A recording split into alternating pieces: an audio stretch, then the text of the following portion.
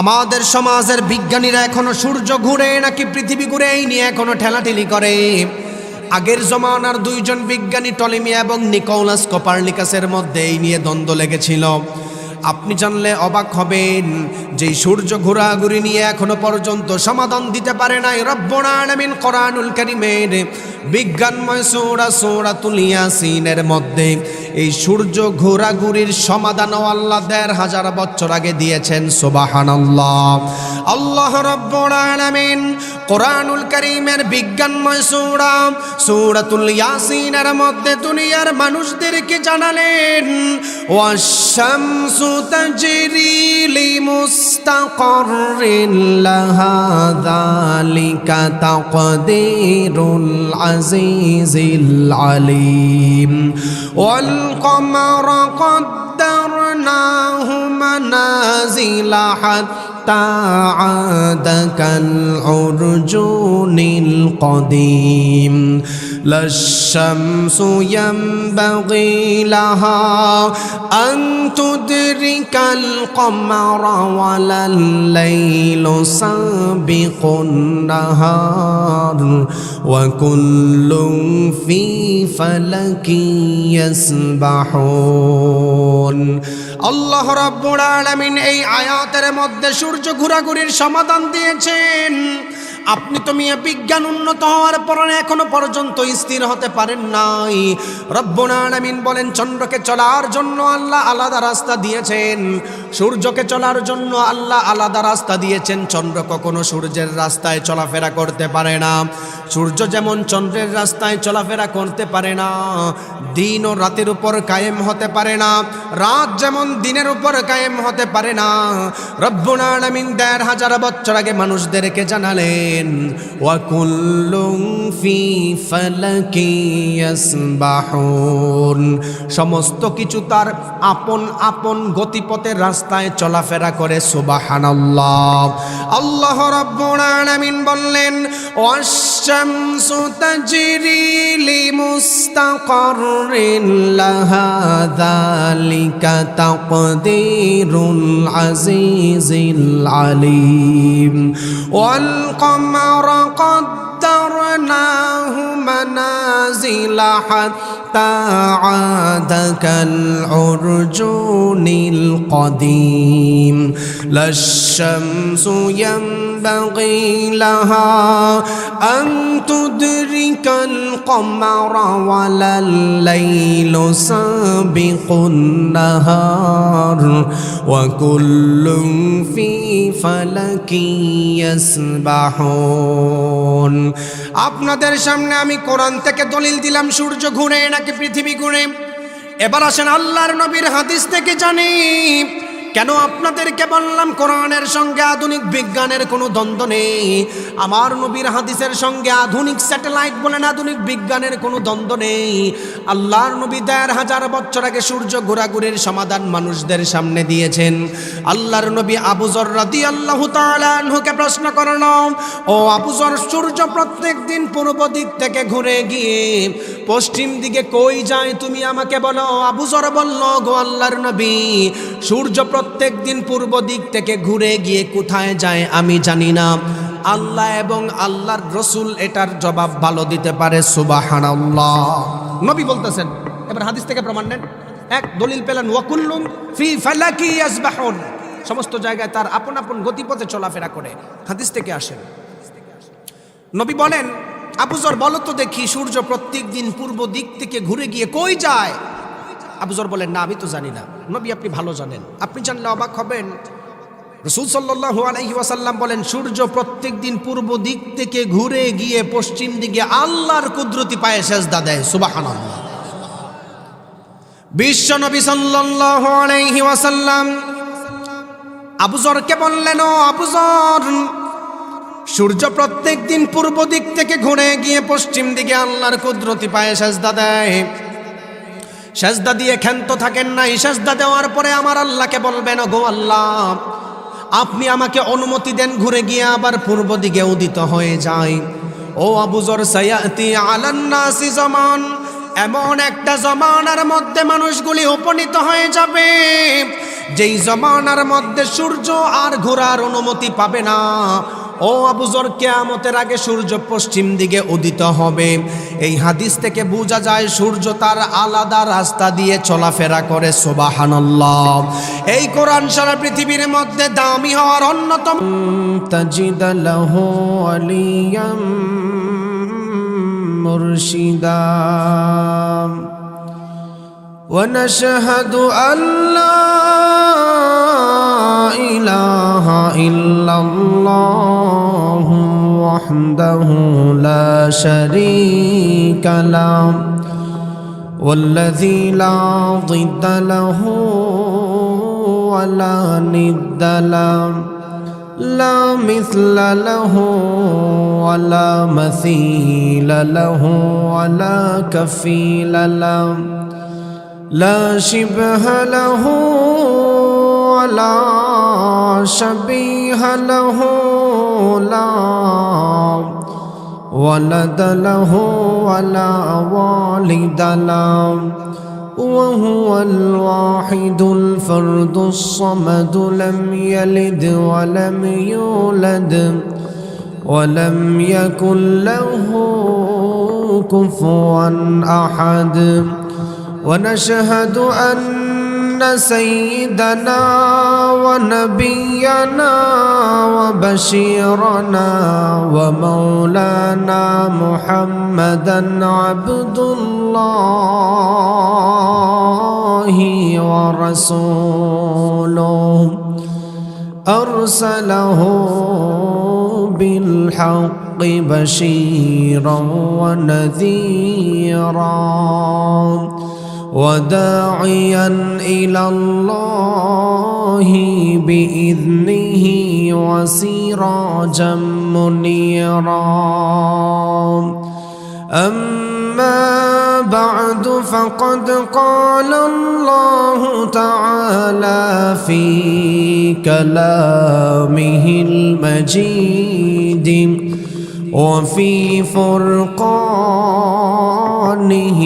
الحميد أعوذ بالله من الشيطان الرجيم بسم الله الرحمن الرحيم إنا نحن نزلنا الذكر وإنا له لحافظون وقال النبي صلى الله عليه وسلم اقرأوا القرآن فإنه يأتي يوم القيامة شفيعا لأصحابه أو كما قال عليه الصلاة والسلام اللهم صل على محمد وعلى آل محمد كما صليت على إبراهيم وعلى آل إبراهيم إنك حميد مجيد اللهم بارك على محمد وعلى آل محمد كما باركت على إبراهيم وعلى آل إبراهيم إنك حميد مجيد ربي زدني علما ربي زدني علما ربي اشرح لي صدري ويسر لي أمري واحلل عقدة من لساني يفقه قولي الله يا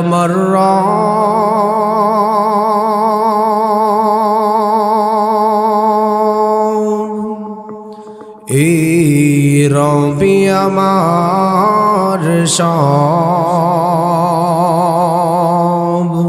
আল্লাহ আমার রব, এই রবি আমার সব। আল্লাহ আমার রব, এই রবি আমার সব। দমে দমে তনু মনে তারি অনুভব। আল্লাহ আমার রব, এই রবি আমার সব। তোমার দুনিয়াতে আমি যেদিকে তাকাই, অথই নিয়ামতে ডুবে আছি সবাই।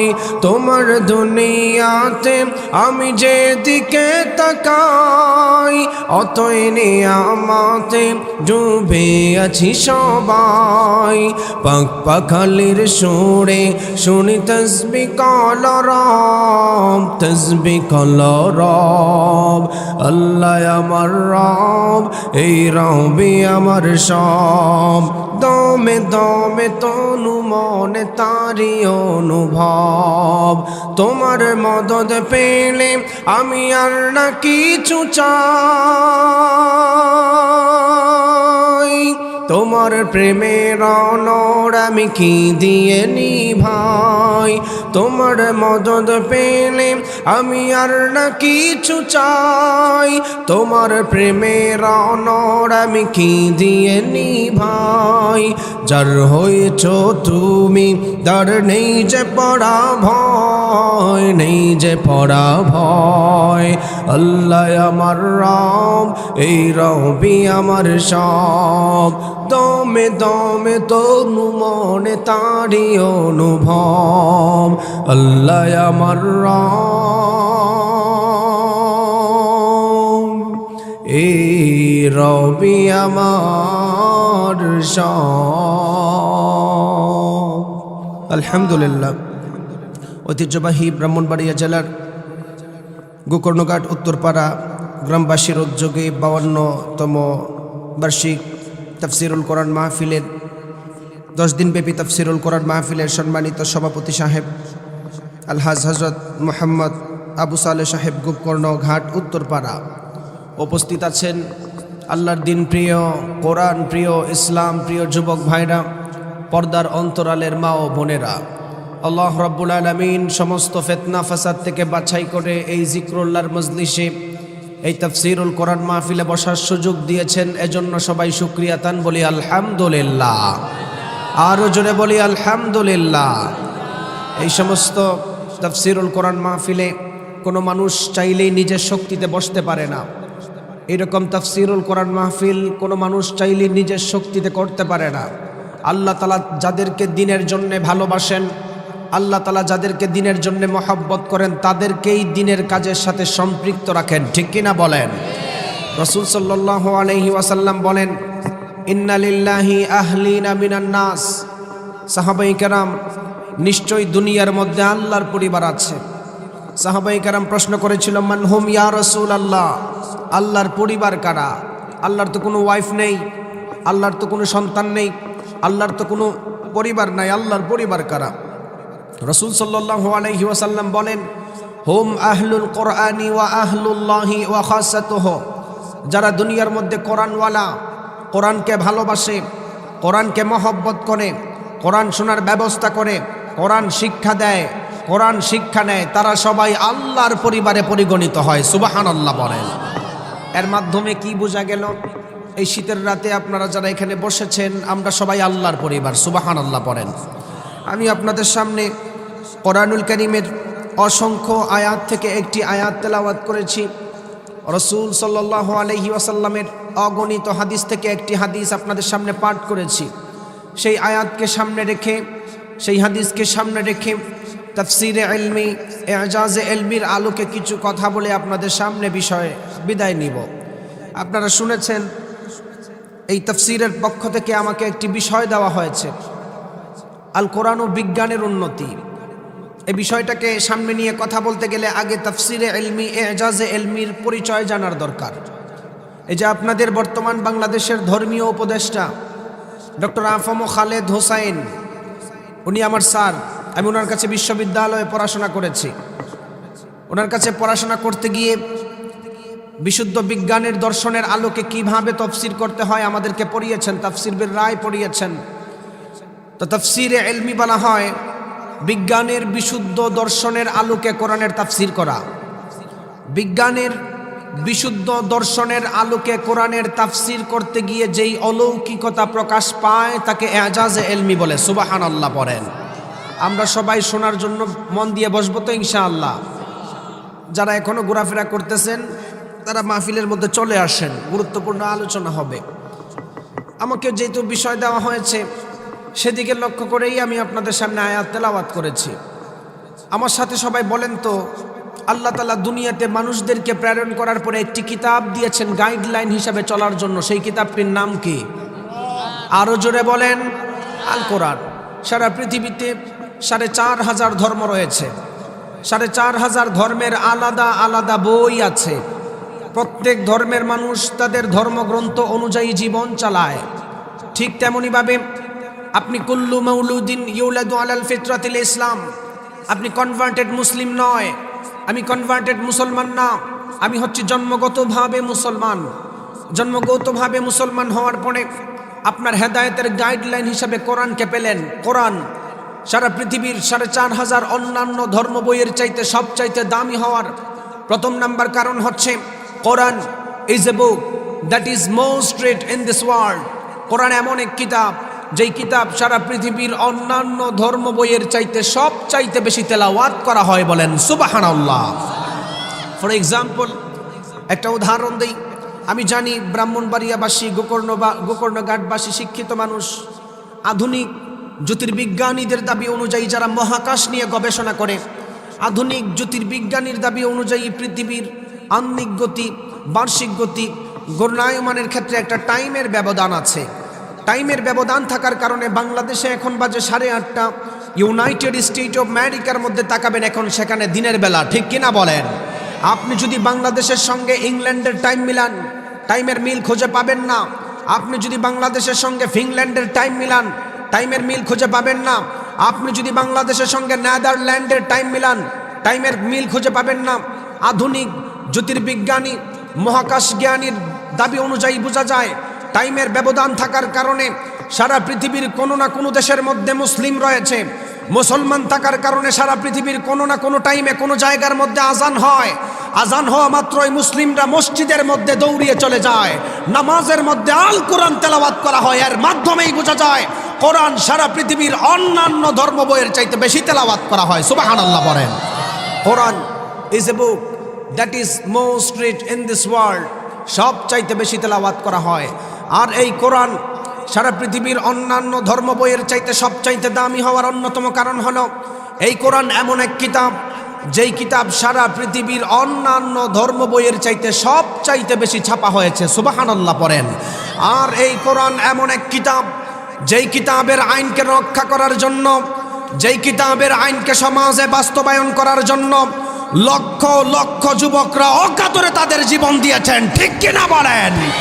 এখনো পর্যন্ত যারা কোরআনের বিরোধিতা করে, এখনো পর্যন্ত যারা ইসলামের বিরোধিতা করে, এখনো পর্যন্ত যারা মুসলমানদেরকে ধ্বংস করার চিন্তা করে, মনে রাখবেন তারা সবাই আবু জাহেলের মতো লাঞ্ছিত হবে। ঠিক কিনা বলেন? Quran is a book that is most read in this world. এক নাম্বার কারণ, সবচাইতে বেশি তেলাওয়াত করা হয়। এই কোরআন সারা পৃথিবীর অন্যান্য ধর্ম বইয়ের চাইতে সবচাইতে দামি হওয়ার দ্বিতীয় নাম্বার অন্যতম কারণ হচ্ছে এই কোরআন এমন এক কিতাব যেই ব্যক্তি তেলাওয়াত করে তারও ভালো লাগে, যেই ব্যক্তি তেলাওয়াত শুনে তারও ভালো লাগে। সুবহানাল্লাহ বলেন। আল্লাহ রাব্বুল আলামিন কোরআন নাজিল করার মাধ্যমে দুনিয়ার মানুষদেরকে জানালেন, আমি আল্লাহ এই কোরআন নাজিল করার মাধ্যমে দুনিয়ার মানুষদেরকে হেদায়েতের গাইডলাইন দিয়েছি। যেই মানুষগুলি দুনিয়ার মধ্যে চলাফেরা করা অবস্থায় কোরআনকে মানবে, কোরআনকে জানবে, কোরআনের আইন অনুযায়ী জীবনকে চালাবে, রব্বুল আলামিন ওই মানুষটাকে জান্নাতের মধ্যে ঢুকায়া দিবেন, মানুষটাকে সহিহ পথে চালায়া দিবেন। আর যেই মানুষগুলি দুনিয়ার মধ্যে কোরআন পাওয়ার পরে কোরআন মানে নাই, যেই মানুষগুলি দুনিয়ার মধ্যে কোরআন পাওয়ার পরে কোরআনকে জানে নাই, রব্বুল আলামিন ওই মানুষদের সম্পর্কে জাহান্নামের ফয়সালা করেছেন। এই কোরআন সারা পৃথিবীর মধ্যে সবচাইতে দামি হওয়ার দ্বিতীয় নাম্বার অন্যতম কারণ হলো এই কোরআন যেই ব্যক্তি তেলাওয়াত করে তারও ভালো লাগে, যেই ব্যক্তি তেলাওয়াত শুনে তারও ভালো লাগে। সুবহানাল্লাহ। আপনাদেরকে একটা উদাহরণ দিলে আপনারা ভালো করে বুঝতে পারবেন। মসজিদের মধ্যে যখন মুয়াজ্জিন সাহেব আজানের সময় হয়ে যায়, আজানের সময় যখন আজান দেয়, মুসল্লিরা সবাই মসজিদের মধ্যে দৌড়িয়ে ঢুকে যান। আপনার তো 50-60 বছর জিন্দেগি কেটে গেল, একদিনও তো বলেন নাই ও হুজুর আজকে আপনি, ছোট থেকে বড় হলাম প্রত্যেক দিন দেখলাম আপনি সূরা ফাতিহা দিয়ে নামাজ পড়ান, আর ভালো লাগে না। বুখারী শরীফের শেষ হাদিস দিয়ে নামাজ পড়ান, এই কথা বলার কি কোনো চান্স আছে নাকি? এই কথা বলার যেমন কোনো চান্স নাই। যারা হজ করেছেন, উমরা করেছেন, তাদেরকে আপনি প্রশ্ন করে দেখেন, মক্কা মদিনায় যখন ইমাম সাহেবরা নামাজের মধ্যে হাজির হয়ে যায়, কোরআন তেলাওয়াত শুরু করে, পিছন দিক দিয়ে মুসল্লিরা হাউমাউ করে কাঁদতে থাকে। এর মাধ্যমেই বোঝা যায় এই কোরআন যেই ব্যক্তি তেলাওয়াত করে তারও ভালো লাগে, যেই ব্যক্তি তেলাওয়াত শুনে তারও ভালো লাগে। কোরআন সারা পৃথিবীর মধ্যে দামি হওয়ার অন্যতম আরেকটা কারণ হলো বিশ্বনবী সাল্লাল্লাহু আলাইহি ওয়াসাল্লাম বুখারীর বর্ণনায় দুনিয়ার মানুষদেরকে জানালো, মান ক্বারাআ হারফাম মিন কিতাবিল্লাহি ফালাহু হাসানাহ ওয়াল হাসানাতু বিআশরি আমসালিহা। ও সাহাবায়ে কেরাম, আমার উম্মতের মধ্যে যেই সমস্ত উম্মতগুলি কোরআন তেলাওয়াত করবে, কোরআন তেলাওয়াত করার কারণে প্রতি অক্ষরে অক্ষরে আল্লাহ তাআলা বান্দার আমল নামায় 10টা করে নেকি দিবেন। সুবহানাল্লাহ।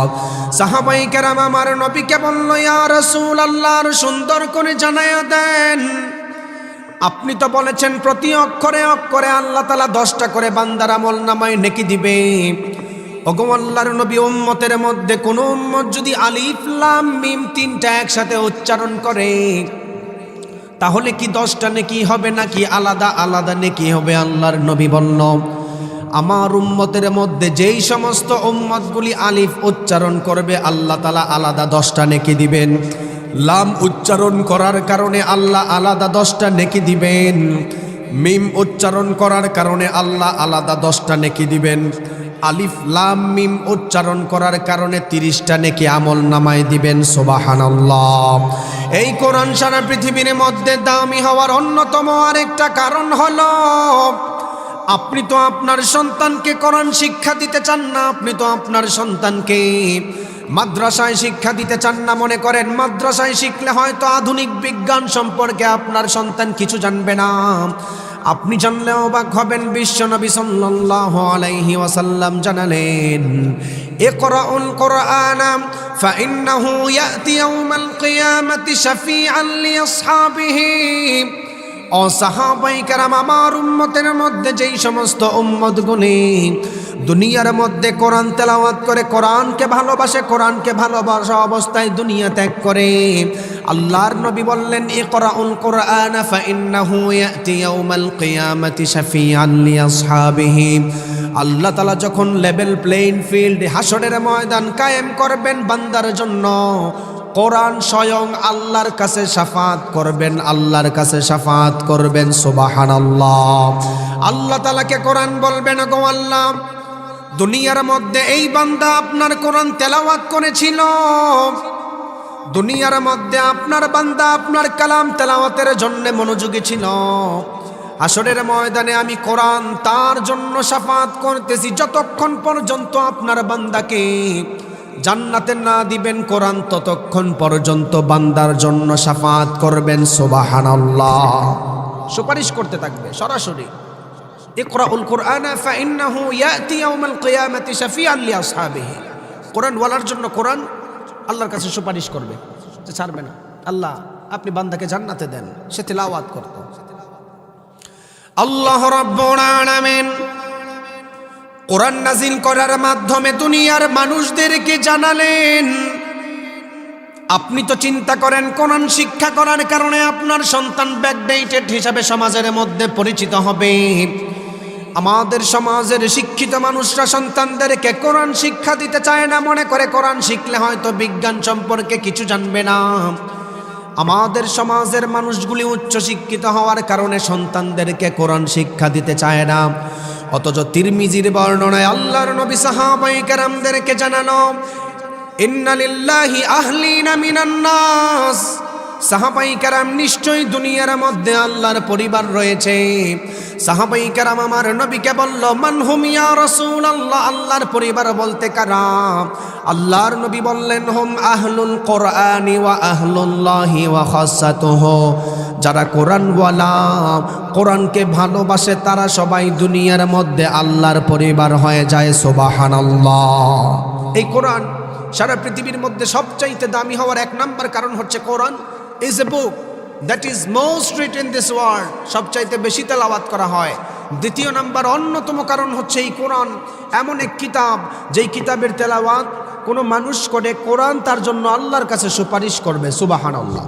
কোরআন সারা পৃথিবীর অন্যান্য ধর্ম বইয়ের চাইতে সবচাইতে দামি হওয়ার অন্যতম কারণ হচ্ছে there is no contradiction between the holy book Quran and science. কোরআন এবং আধুনিক বিজ্ঞানের সঙ্গে কোনো দ্বন্দ্ব নেই, বরং বিজ্ঞান যত উন্নত আর বিকশিত হচ্ছে, কোরআনের কাছে ভিক্ষার থলি নিয়ে দাঁড়িয়ে যাচ্ছে। সুবহানাল্লাহ পড়েন। For example, how the universe was created, এই দুনিয়া, আসমান, জমিন, নেহারিকাপুঞ্জ, গ্যালাক্সি, চন্দ্র, সূর্য কিভাবে তৈরি হলো? আধুনিক বিজ্ঞানের দাবি অনুযায়ী পৃথিবী সৃষ্টির ইতিহাস স্টিফেন হকিং এর বিগ ব্যাং থিওরির আলোকে মানুষ জেনেছেন। স্টিফেন হকিং এর বিগ ব্যাং থিওরির আলোকে লিখেছেন, কানা শাইআন ওয়াহিদাম মিন গাজ, পৃথিবীর আসমান, জমিন, নেহারিকাপুঞ্জ সমস্ত কিছু একত্রিত একটা গ্যাসীয় কণার মতো ছিল। আপনি তো বিজ্ঞান উন্নত হওয়ার কারণে কিছুদিন আগে এই পৃথিবী সৃষ্টির ইতিহাস একজন মানুষ থেকে জেনেছেন। আপনি জানলে অবাক হবেন, আল্লাহ রাব্বুল আলামিন ১৫০০ বছর আগে কোরআনুল কারীমের সূরাতুল আম্বিয়া এর ৩০ নম্বর আয়াতে বিগ ব্যাং থিওরির ফর্মুলা দিয়েছেন। সুবহানাল্লাহ। আল্লাহ রাব্বুল আলামিন কোরআন নাজিল করার মাধ্যমে দুনিয়ার মানুষদেরকে জানালেন, কোরআন নাজিল করার মাধ্যমে দুনিয়ার সমস্ত কিছুর সমাধান দিয়েছেন। আমাদের সমাজের শিক্ষিত মানুষগুলি বিগ ব্যাং থিওরি জানার পরে নিজেকে অনেক বড় পণ্ডিত মনে করে। আমাদের সমাজের মানুষ বিজ্ঞান শিখার কারণে নিজেকে অনেক বড় শিক্ষিত মনে করে। আপনি জানলে অবাক হবেন, এই বিজ্ঞান উন্নত যত হয়েছে কোরআন থেকে সোর্স নিয়েই হয়েছে। সুবহানাল্লাহ। আপনি যেই বিগ ব্যাং থিওরি নিয়ে সমাজের মধ্যে বড়াই করেন, রব্বুল আলামিন ১৫০০ বছর আগে সূরাতুল আম্বিয়া এর ৩০ নম্বর আয়াতে দুনিয়ার মানুষদেরকে সুন্দর করে জানালো, আওয়ালাম ইয়ারাল্লাযীনা কাফারু আন্নাস সামাওয়াতি ওয়াল আরদা কানাতা রাতকান ফাফাতাকনাহুমা। আল্লাহ রাব্বুল আলামিন এই আয়াতের মধ্যে দুনিয়ার মানুষদেরকে জানালেন, দুনিয়ার কাফের মুশরিকরা কি তারা একবারও চিন্তা করে তাকায় দেখে না, দুনিয়ার আসমান জমিন সমস্ত কিছু যখন একত্রিত ছিল, আমি আল্লাহর অর্ডারের কারণে সব কিছু আলাদা আলাদা হয়ে গিয়েছে। সুবহানাল্লাহ। আল্লাহ রাব্বুল আলামিন এই বিগ ব্যাং থিওরিটা আরো ক্লিয়ার করে বোঝানোর জন্য আরেকটা আয়াত দিয়ে প্রমাণ দেই। আপনি তো চিন্তা করেন আসমান জমিন সমস্ত কিছু একত্রিত ছিল, বিজ্ঞান উন্নত হওয়ার কারণে জেনেছেন। রব্বুল আলামিন কোরআনুল কারীমের সূরাতুল হামিম আস-সাজদা এর 14 নম্বর আয়াতে মানুষদেরকে জানানো, সুম্মাস্তাওয়া ইলাস সামাই ওয়া হিয়া দুখানুন ফাকালা লাহা ওয়ালিল আরদি ইতিয়া তাওআন আও কারহা قالتا أتينا طائعين। আল্লাহ রাব্বুল আলামিন এই আয়াতের মধ্যে দুনিয়ার মানুষদেরকে ক্লিয়ার করলেন, দুনিয়ার আসমান জমিন যখন একত্রিত ছিল, আল্লাহ তাআলা বলতেছেন আসমানের দিকে আল্লাহ মনোনিবেশন করেন, জমিনের দিকে মনোনিবেশন করার কারণে আসমান জমিন ইচ্ছায় অনিচ্ছায় আলাদা আলাদা হয়েছে। অথচ আপনি জানলে অবাক হবেন, এই থিওরিটাই বিগ ব্যাং থিওরি নামে দুনিয়ার মানুষ বিজ্ঞান জেনেছেন। অথচ আপনি আপনার সন্তানকে কোরআন শিক্ষা দিতে চান না, আপনি আপনার সন্তানকে কোরআন শিক্ষা দিতে চান না, মনে করেন ব্যাকডেটেড হয়ে যাবে। আপনি জানলে অবাক হবেন, বিজ্ঞানের যত উৎস বের হয়েছে, পৃথিবীতে যত বিজ্ঞান উন্নত হয়েছে, মূল সোর্স হলো আল কোরআন থেকে নিয়েছে। সুবহানাল্লাহ। এই যে দুইটা আয়াত, সূরাতুল আম্বিয়া এর 30 নম্বর আয়াত, বাসায় নিয়ে মিলিয়ে দেখবেন। সূরাতুল হামিম আস-সিজদা এর 14 নম্বর আয়াত। স্টিফেন হকিং বই লিখেছেন, আমি জানি আমার আলোচনা অনেক শিক্ষিত মানুষের কানে যাচ্ছে। বই লিখেছেন a brief history of time from big bang two black hole. এই বইয়ের মধ্যে উনি তুলে ধরেছেন, দুইটা আয়াত প্রমাণ করেছেন। আপনি তো চিন্তা করেন, আপনার সন্তানকে কোরআন শিক্ষা দিলে হয়তো দুনিয়ার আধুনিকতা সম্পর্কে জানবে না। আমার যেই বিষয় দিয়েছেন কোরআন এবং বিজ্ঞান, এই কথা বলতে গেলে অনেক রেফারেন্স টানার দরকার, তবে যতটুকু সময় পাই আমি তুলে ধরার চেষ্টা করব ইনশাআল্লাহ। কোরআন সারা পৃথিবীর মধ্যে সবচাইতে দামি হওয়ার অন্যতম কারণ হচ্ছে there is no contradiction between the holy book Quran and science. আধুনিক বিজ্ঞানের সঙ্গে কোনো দ্বন্দ্ব নেই। তার অন্যতম আরেকটা উদাহরণ আমাদের শরীর দিয়ে দিলে ভালো করে বুঝতে পারবেন। আমাদের দুই হাতে আঙ্গুল আছে কয়টা? সবাই একটু হাত তুলেন। দুই হাতে আঙ্গুল আছে কয়টা? হাত আছে কয়টা? দুইটা। দুই হাতে আঙ্গুল আছে 10টা।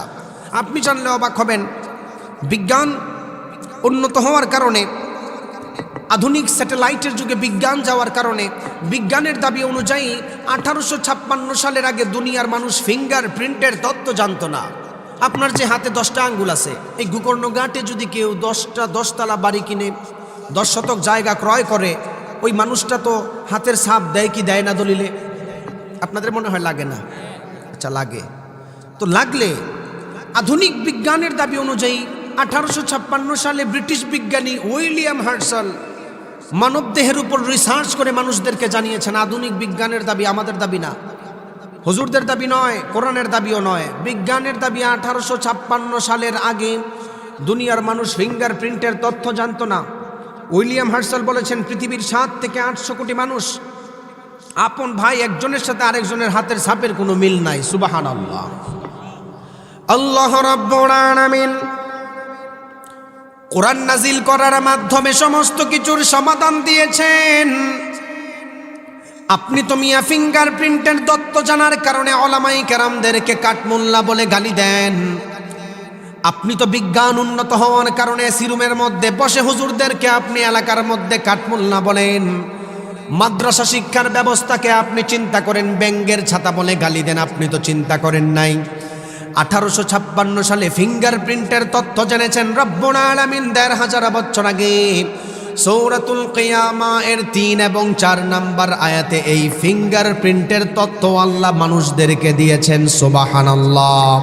আল্লাহ রাব্বুল আলামিন কোরআনুল কারীমের সূরাতুল কিয়ামা এর 3 এবং 4 নম্বর আয়াতের মধ্যে জানালেন, আয়াহসাবুল ইনসানু আন লান নাজমা'a ইযামা বালা কাদিরিনা আলা আন নুসাউইয়া বানানা। আল্লাহ রাব্বুল আলামিন এই আয়াতের মধ্যে ফিঙ্গারপ্রিন্টের তত্ত্ব কত সুন্দর করে দিয়েছেন। আপনি তো মিয়া আধুনিক বিজ্ঞান সম্পর্কে আপনার কোনো ধারণা নাই। তাফসিরে ইলমি এজাজে ইলমির দিকে যদি এই আয়াতের তাফসির আপনি করেন, তাকায় দেখবেন আল্লাহ তাআলা কাফের মুশরিকদের সম্পর্কে এই আয়াতের মধ্যে বলেছেন। কিছু কাফের মুশরিক ছিল যারা মারা যাওয়ার পরে পুনরুত্থান হবে সেটাকে বিশ্বাস করত না। রব্বুল আলামিন তাদের জবাবে বলেছেন, কাফের মুশরিকরা তোমরা তাকায়া দেখো, মানুষরা যখন মারা যাবে হাসরের ময়দানে আল্লাহ আঙ্গুলের অগ্রভাগ তোলার ক্ষমতা রাখে। সুবহানাল্লাহ। আল্লাহ রব্বুল আলামিন বললেন, আয়াহসাবুল ইনসানু আন লান নাজমা'a ইযামা বালা কাদিরিনা আলা আন নুসাউইয়া বানানা। এই আয়াতের মধ্যে আল্লাহ ফিঙ্গারপ্রিন্টের তত্ত্ব 1500 বছর আগে দিয়েছেন, কিন্তু বিজ্ঞানের দাবি অনুযায়ী 1856 সালের আগে দুনিয়ার মানুষ ফিঙ্গারপ্রিন্টের তথ্যগুলি জানতো না। কেন আপনার সন্তানকে আপনি মাদ্রাসায় দিবেন? আজকে আপনাদেরকে প্রমাণ দিয়ে যাই। আপনি তো চিন্তা করেন মাদ্রাসায় পড়লে হয়তো আপনার সন্তান দুনিয়ার কোনো বড় ডক্টর হতে পারবে না। আপনি চিন্তা করেন মাদ্রাসায় পড়লে আপনার সন্তান কোনো সায়েন্টিস্ট হতে পারবে না। আপনি জানলে অবাক হবেন, দুনিয়ার যত বিজ্ঞান উন্নত হয়েছে মুসলিম বিজ্ঞানীদের হাত ধরেই উন্নত হয়েছে। সুবহানাল্লাহ।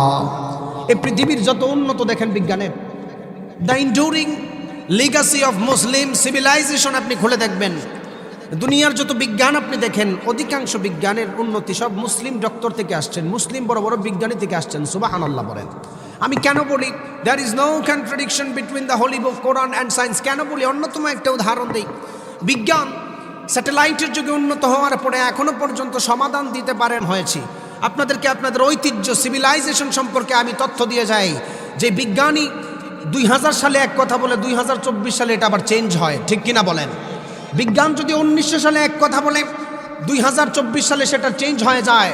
কিন্তু আল্লাহ রাব্বুল আলামিন কোরআন এমনভাবে নাজিল করেছেন, নাজিল করার সময় থেকে এখনো পর্যন্ত একটা অক্ষরের কোনো চেঞ্জ নাই। সুবহানাল্লাহ। আল্লাহ রাব্বুল আলামিন কোরআন নাজিল করার মাধ্যমে সমস্ত কিছুর সমাধান দিয়েছেন। তার অন্যতম আরেকটা উদাহরণ আপনাদেরকে দিলে ভালো করে বুঝতে পারবেন। আমাদের সমাজের বিজ্ঞানীরা এখনো সূর্য ঘুরে নাকি পৃথিবী ঘুরে এই নিয়ে এখনো ঠেলাঠেলি করে। আগের জমানার দুইজন বিজ্ঞানী টলেমি এবং নিকোলাস কোপারনিকাসের মধ্যে এই নিয়ে দ্বন্দ্ব লেগেছিল। আপনি জানলে অবাক হবেন যে সূর্য ঘোরাঘুরি নিয়ে এখনো পর্যন্ত সমাধান দিতে পারে নাই রব্বুল আলামিন কোরআনুল কারীমের বিজ্ঞানময় সূরা সূরাতুল ইয়াসিনের মধ্যে এই সূর্য ঘোরাঘুরির সমাধানও আল্লাহ ১৫০০ বছর আগে দিয়েছেন। সুবহানাল্লাহ।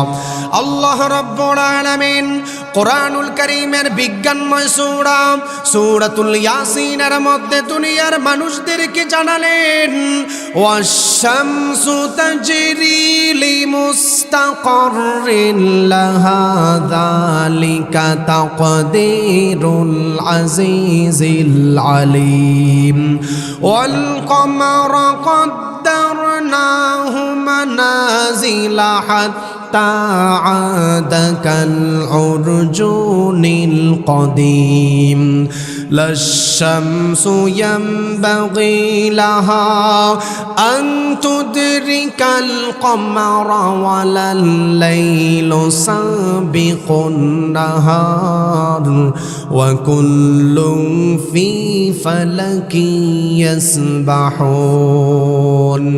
আল্লাহ রাব্বুল আলামিন এই আয়াতের মধ্যে সূর্য ঘোরাঘুরির সমাধান দিয়েছেন। আপনি তো মিয়া বিজ্ঞান উন্নত হওয়ার পর এখনো পর্যন্ত স্থির হতে পারেন নাই। রব্বুল আলামিন বলেন চন্দ্রকে চলার জন্য আল্লাহ আলাদা রাস্তা দিয়েছেন, সূর্যকে চলার জন্য আল্লাহ আলাদা রাস্তা দিয়েছেন। চন্দ্র কখনো সূর্যের রাস্তায় চলাফেরা করতে পারে না, সূর্য যেমন চন্দ্রের রাস্তায় চলাফেরা করতে পারে না। দিন ও রাতের উপর কায়েম হতে পারে না, রাত যেমন দিনের উপর কায়েম হতে পারে না। রব্বুল আলামিন ১৫০০ বছর আগে মানুষদেরকে জানালেন, ওয়া কুল্লুন ফি ফালাকি ইয়াসবাহুন, সমস্ত কিছু তার আপন আপন গতিপথের রাস্তায় চলাফেরা করে। সুবহানাল্লাহ। আল্লাহ রাব্বুল আলামিন বললেন, ওয়াশ-শামসু তাজরি লিমুস্তাকাররিন লাহা যালিকা তাকদীরুল আজিজিল আলীম ওয়াল কমারা قدرناه منازل حتى عاد كالعرجون القديم لا الشمس ينبغي لها أن تدرك القمر ولا الليل سابق النهار وكل في فلك يسبحون। আপনাদের সামনে আমি কোরআন থেকে দলিল দিলাম সূর্য ঘুরে নাকি পৃথিবী ঘুরে। এবার আসেন আল্লাহর নবীর হাদিস থেকে জানি কেন আপনাদেরকে বললাম কোরআনের সঙ্গে আধুনিক বিজ্ঞানের কোনো দ্বন্দ্ব নেই, আমার নবীর হাদিসের সঙ্গে আধুনিক স্যাটেলাইট বলেন আধুনিক বিজ্ঞানের কোনো দ্বন্দ্ব নেই। আল্লাহর নবী ১,৫০০ বছর আগে সূর্য ঘোরাঘুরির সমাধান মানুষদের সামনে দিয়েছেন।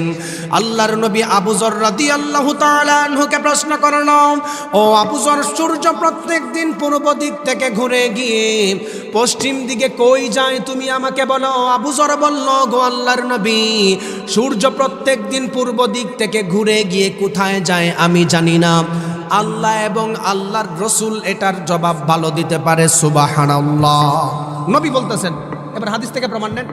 এক দলিল পেলেন, ওয়াকুল্লুম ফি ফালাকি ইয়াসবাহুন, সমস্ত জায়গায় তার আপন আপন গতিপথে চলাফেরা করে। হাদিস থেকে আসেন। নবী বলেন, আবু যর বলো তো দেখি, সূর্য প্রত্যেক দিন পূর্ব দিক থেকে ঘুরে গিয়ে কই যায়? আবু যর বলেন, না আমি তো জানি না। নবী, আপনি ভালো জানেন, আপনি জানলে অবাক হবেন। রাসূল সাল্লাল্লাহু আলাইহি ওয়াসাল্লাম বলেন, সূর্য প্রত্যেক দিন পূর্ব দিক থেকে ঘুরে গিয়ে পশ্চিম দিকে আল্লাহর কুদরতি পায়ে সেজদা দেয়। সুবহানাল্লাহ। বিশ্ব নবী সাল্লাল্লাহু আলাইহি ওয়াসাল্লাম আবু যরকে বললেন, ও আবু যর, সূর্য প্রত্যেক দিন পূর্ব দিক থেকে ঘুরে গিয়ে পশ্চিম দিকে আল্লাহর কুদরতি পায়ে সেজদা দেয়। সেজদা দিয়ে ক্ষান্ত থাকেন নাই। সেজদা দেওয়ার পরে আমার আল্লাহকে বলবেন, গো আল্লাহ, আপনি আমাকে অনুমতি দেন ঘুরে গিয়ে আবার পূর্ব দিকে উদিত হয়ে যায়। ও আবু যর, সায়াতি আলান নাসি জামান, এমন একটা জমানার মধ্যে মানুষগুলি উপনীত হয়ে যাবে যেই জমানার মধ্যে সূর্য আর ঘোরার অনুমতি পাবে না। ও আবু যর, কিয়ামতের আগে সূর্য পশ্চিম দিকে উদিত হবে। এই হাদিস থেকে বোঝা যায় সূর্য তার আলাদা রাস্তা দিয়ে চলাফেরা করে। সুবহানাল্লাহ। এই কোরআন সারা পৃথিবীর মধ্যে দামি হওয়ার অন্যতম আরেকটা কারণ হলো রব্বুল আলামিন এই কোরআনকে এমন ভাবে নাজিল করেছেন, আধুনিক বিজ্ঞানের সঙ্গে কোনো দ্বন্দ্ব নেই। আরেকটা উদাহরণ আপনাদেরকে দিলে ভালো করে বুঝতে পারবেন। আরে মিয়া, আপনি তো চিন্তা করেন, আমাদের সমাজের শিক্ষিত মানুষরা এখনো পর্যন্ত চিন্তা করে হয়তো দুনিয়ার অনেক চিকিৎসা বিজ্ঞান সম্পর্কে আপনি জানেন, হয়তো ইহুদি খ্রিস্টান তৈরি করেছেন। আরে মিয়া, শুনে রাখেন, আপনি যে আপনার দুনিয়ার মধ্যে আধুনিক চিকিৎসা বিজ্ঞানের দিকে তাকায় দেখেন, একজন মুসলিম তৈরি করেছেন। মুসলমানদের মাধ্যমেই আধুনিক চিকিৎসা বিজ্ঞান দুনিয়ার মধ্যে উদ্ভাবিত হয়েছে। সুবহানাল্লাহ। আপনারা অনেকেই, অনেক যুবক ভাইকে যদি আমি প্রশ্ন করি যে ভাই বলো তো দেখি, এই যে মানুষ অসুস্থ হলে আমরা হসপিটালে যাই কি যাই না? আমরা কে কে হসপিটালে যাই না? ওই যে ওই চাচা যায় না, ওই যে সেও যায় না। আসলে তাদের জুস হারাই ফেলছে। অসুস্থ হলে সবাই হসপিটালে যায়, এমন একটা তথ্য দিব আপনার ঘুম ডাইরেক্ট ভেঙে যাবে। অথবা আমি এটা বলতেও পারি, আপনাদের এই গোকর্ণ ঘাটে হয়তো আর কেউ এটা বলছে কিনা আমি জানি না, কোনো ওলামায়ে কেরাম এই আলোচনা করে কিনা আমি জানি না। আমাদের অধিকাংশ যুবক ভাইরা বাহিরের দেশ থেকে MBBS, FCPS, FRCS এর ডক্টরি টানে। অনেক যুবক ভাইরা ইউনিভার্সিটিতে পড়াশোনা করে। ওনাদেরকে যদি জিজ্ঞেস করে, আচ্ছা বলো তো দেখি দুনিয়ার চিকিৎসা বিজ্ঞান কোথা থেকে উৎপন্ন হয়েছে, তারা সরাসরি বলবেন, হুজুর এটা তো ল্যাটিনরা বানাই দিয়ে গেছে, খ্রিস্টানরা। আমাদের দাবি তো এটা, আপনারা দাবি করেন এটা না, এটা দাবি না। আপনি the enduring legacy of Muslim civilization খুলে দেখেন। আমার আলোচনার মূল থিম থাকবে আপনার সভ্যতা, আপনার সিভিলাইজেশন জানানো। পৃথিবীতে সর্বপ্রথম আধুনিক চিকিৎসা বিজ্ঞান, শল্য চিকিৎসা বিজ্ঞান চালু করেছেন, উৎপত্তি করেছেন স্পেনের একজন মুহাদ্দিসুদ্দাহার ওয়ান নাহার ওয়াল বাহার আবুল কাসেম আল জাহরাবি রহমতুল্লাহ আলাই। সুবহানাল্লাহ বলেন। আবুল কাসেম আল জাহরাবি রহমতুল্লাহ আলাই যখন চিকিৎসা বিজ্ঞান উন্নত করেন, 30 খণ্ড কিতাব লিখেছেন। আপনি জানলে অবাক হবেন, এখনো পর্যন্ত ইউরোপ আমেরিকাতে MBBS, FCPS, FRCS এর ডক্টরি টানতে গেলে আমাদের আবুল কাসেম আল জাহরাবি রহমতুল্লাহ আলাইয়ের বই থেকে থিওরি নেওয়া লাগে। সুবহানাল্লাহ বলেন। শুধু এটা নয়, আবুল কাসেম আল জাহরাবি রহমতুল্লাহ আলাই যখন চিকিৎসা বিজ্ঞান উৎপন্নীকরণ, ওনার কাছে যখন মানুষ চিকিৎসার জন্য যেত, হার্টের ব্যথা, কোমরের ব্যথা, দাঁতের সমস্যা, আপনি জানলে অবাক হবেন, এই আধুনিক দাঁতের চিকিৎসা 250 যন্ত্র এত বছর আগে বানাইছিল, এখনো পর্যন্ত সেই স্ট্রাকচার অনুযায়ী যন্ত্র বানায়। সুবহানাল্লাহ বলেন। আবুল কাসেম আল জাহরাবি রহমতুল্লাহ আলাই, ওনার কাছে কেউ চিকিৎসা দিতে গেলে বিসমিল্লাহ লিখে প্রেসক্রিপশন দিতেন। কি দিয়ে? আরো জোরে বলেন। আমার আলোচনা খারাপ লাগতেছে? এটা তত্ত্ববহুল আলোচনা হবে, একটু বুঝতে কষ্ট হবে, কিন্তু বুঝতে পারলে উপকার হবে। উনি বিসমিল্লাহ দিয়ে প্রেসক্রিপশন লিখতেন। আমরা যারা হসপিটালে যাই, আমি কেন প্রশ্ন করলাম, আমাদের যাদের কোমরের সমস্যা, হার্টের সমস্যা, আমাদের ব্রেইনের সমস্যা, আমরা ডক্টরের কাছে যাই যে স্যার আমার তো ঠিকমতো ঘুম হয় না, আমার ঠিকমতো ঘুম হচ্ছে না, আপনি আমাকে কিছু ঔষধ দেন। আপনি জানলে অবাক হবেন, তাকায় দেখবেন আমাদের জমানার ডক্টর সাহেবরা প্রেসক্রিপশন দেয় ওষুধ লিখে, আর আবুল কাসেম আল জাহরাবি রহমতুল্লাহ আলাইহি বিসমিল্লাহ দিয়ে প্রেসক্রিপশন লিখতেন। এই মুসলিম সিভিলাইজেশনকে নিচে ফালানোর জন্য ল্যাটিন রাইটাকে চেঞ্জ করে বিসমিল্লার জায়গায় RX লিখেছেন। RX আছে না নাই? আপনি কিছু কিছু জায়গায় দেখবেন, তাকায় দেখবেন যে আপনাকে যেই স্যার ডাক্তার ওষুধ দিচ্ছেন এখানে RX লেখা থাকে কর্নারে। কই একদিনও তো আপনি প্রশ্ন করেন নাই যে স্যার আমার মাথার ব্যথা ঠিক আছে, আপনি ওষুধ দিলেন ভালো লাগছে, আমার স্পাইনাল কর্ডে সমস্যা আপনি চিকিৎসা দিয়েছেন ভালো লাগছে, আমার হাড্ডিতে ব্যথা ভালো লাগছে, আমার সেন্সর কর্টেজ গরম হয়ে যায় ভালো লাগছে, ওষুধ দিয়েছেন। স্যার আপনি যে প্রেসক্রিপশনের কর্নারে RX লিখলেন এটা কোন ওষুধ? কোনোদিন জিজ্ঞেস করছেন? জিজ্ঞেস করেন নাই।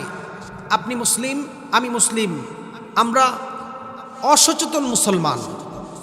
ল্যাটিনরা বিসমিল্লাহকে চেঞ্জ করে RX লিখেছেন যাতে করে চিকিৎসা বিজ্ঞানের উৎপত্তিটা মুসলিম করেছেন কেউ না জানতে পারে।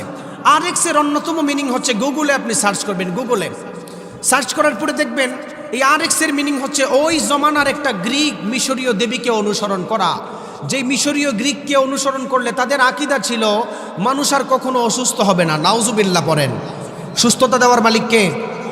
অসুস্থতা দেওয়ার মালিক কে? আল্লাহ। মূল আকীদা ছিল RX, একটা মূর্তিকে অনুসরণ করা। কিন্তু ল্যাটিনরা এটাকে দুইটা মিনিং দিছে। একটা মিনিং হচ্ছে এই নিন, যেটা বর্তমান ডক্টর সাহেবরা ইউজ করে। আজকের এই 52 বছর ব্যাপী তাফসীরুল কোরআন মাহফিল থেকে আমাদের পক্ষ থেকে একটাই দাবি থাকবে, আমাদের মুসলিম সন্তানরা বাহিরের দেশে MBBS, FCPS, FRCS এর ডক্টরেট আনুক, কোনো সমস্যা নাই। আমাদের এই তাফসীরুল কোরআন মাহফিল থেকে একটাই দাবি থাকবে, আমাদের মুসলিম ডাক্তাররা যখন প্রেসক্রিপশন দিবেন তারা তাদের ঐতিহ্যকে ফিরায় আনার জন্য RX কে বর্জন করে বিসমিল্লাহ দিয়ে প্রেসক্রিপশন দেওয়া চাই। ঠিক কিনা বলেন? RX কে বর্জন করে বিসমিল্লাহ দিয়ে দেন। হিন্দু ডক্টর কি দিয়ে দিল আমার দেখার বিষয় না, খ্রিস্টান ডক্টর RX দিল না বিসমিল্লাহ দিল আমার দেখার বিষয় না, ইহুদি ডক্টর RX দিল না বিসমিল্লাহ দিল আমার দেখার বিষয় না। আমার কথা হচ্ছে আপনি আপনার সিভিলাইজেশন জানেন, আপনার সভ্যতা জানেন, আপনি মুসলিম ডাক্তার, বিসমিল্লাহ দিয়ে প্রেসক্রিপশন দেওয়া চাই। ঠিক কিনা বলেন? এখন আসেন আরেকটা তথ্য দিই আপনাদেরকে। আমরা যখন ইউনিভার্সিটিতে পড়াশোনা করি, তাফসীর বীর রায়ের একটা অধ্যায় পড়তে পড়তে একটা অংশ হচ্ছে তাফসীরে ইলমি এজাজে ইলমির আলোকে আমাদেরকে তাফসীর পড়ায়। এই যে কেন বললাম, ডক্টর আফিম খালেদ হুসাইন সাহেব আমাদেরকে এটা পড়াইছেন। একটা তথ্য আপনাদেরকে দেই, ইহুদি ডক্টররা কখনো চায় না মুসলিমদের ঐতিহ্য উপরে উঠুক। ঠিক কিনা বলেন? উদাহরণ দিলে ভালো করে বুঝতে পারবেন। এখন তো শিক্ষিত মানুষ বলার সাথে সাথে গুগলে সার্চ করে। আমরা সবাই আজান দিলে নামাজে যাই কি যাই না? এই গোকর্ণঘাটবাসী নামাজে যায় কি যায় না? যায়। আপনি তো চিন্তা করেন বাংলাদেশে বসে আপনি নামাজ পড়তেছেন, আপনার নামাজ নিয়ে হয়তো কারোর চিন্তা নাই। আপনার চিন্তা হচ্ছে নামাজ পড়লেন আখিরাতে আল্লাহ ফায়দা দিবেন, দুনিয়াতে কোনো ফায়দা নাই। এমন তত্ত্ব দিয়ে শোনেন, আধুনিক বিজ্ঞানের দাবি অনুযায়ী কোনো মানুষ যদি ঠিকমতো 5 ওয়াক্ত নামাজ পড়তে পারে, ওই মানুষের সেন্সর কর্টেক্স অটোমেটিক ঠান্ডা হয়ে যায়। সুবহানাল্লাহ পড়েন। সেন্সর কর্টেক্সের মিনিং কি? মানুষদেরকে আল্লাহ তাআলা ব্রেইন দিয়েছেন, আমাদের চলার সহজ করার জন্য আল্লাহ তাআলা স্কেলিটন কঙ্কাল দিয়েছেন, আমাদেরকে স্ট্রাকচার দিয়েছেন আল্লাহ সুন্দর করে। আমাদের চলার সহজের জন্য, কাজকে সুন্দর করে সাজানোর জন্য আল্লাহ ব্রেইন দিয়েছেন। এই ব্রেইনের মধ্যে 10 লক্ষ সেল আছে। কয় লক্ষ? 10 লক্ষ সেলের মধ্যে একটা সেল হচ্ছে এক্সচেঞ্জ সেন্টার। আমি যে আপনাদের সামনে এখানে কথা বলতেছি, আমার এক্সচেঞ্জ সেন্টার প্রতিনিয়ত আমাকে খবর পাস করতেছে, আর আমি আপনাদের সামনে কথা বলতেছি। সুবহানাল্লাহ পড়েন। আধুনিক বিজ্ঞানের দাবি অনুযায়ী, টেকনোলজির দাবি অনুযায়ী আল্লাহ তাআলা মানুষের যে একটা সেল দিয়েছেন এক্সচেঞ্জ সেন্টার, এটাকে যদি দুনিয়ার যন্ত্র অংশে স্থাপন করা হয় তাহলে 100 তলা 6টা বিল্ডিংয়ের সমান জায়গা নেবে। সুবহানাল্লাহ পড়েন।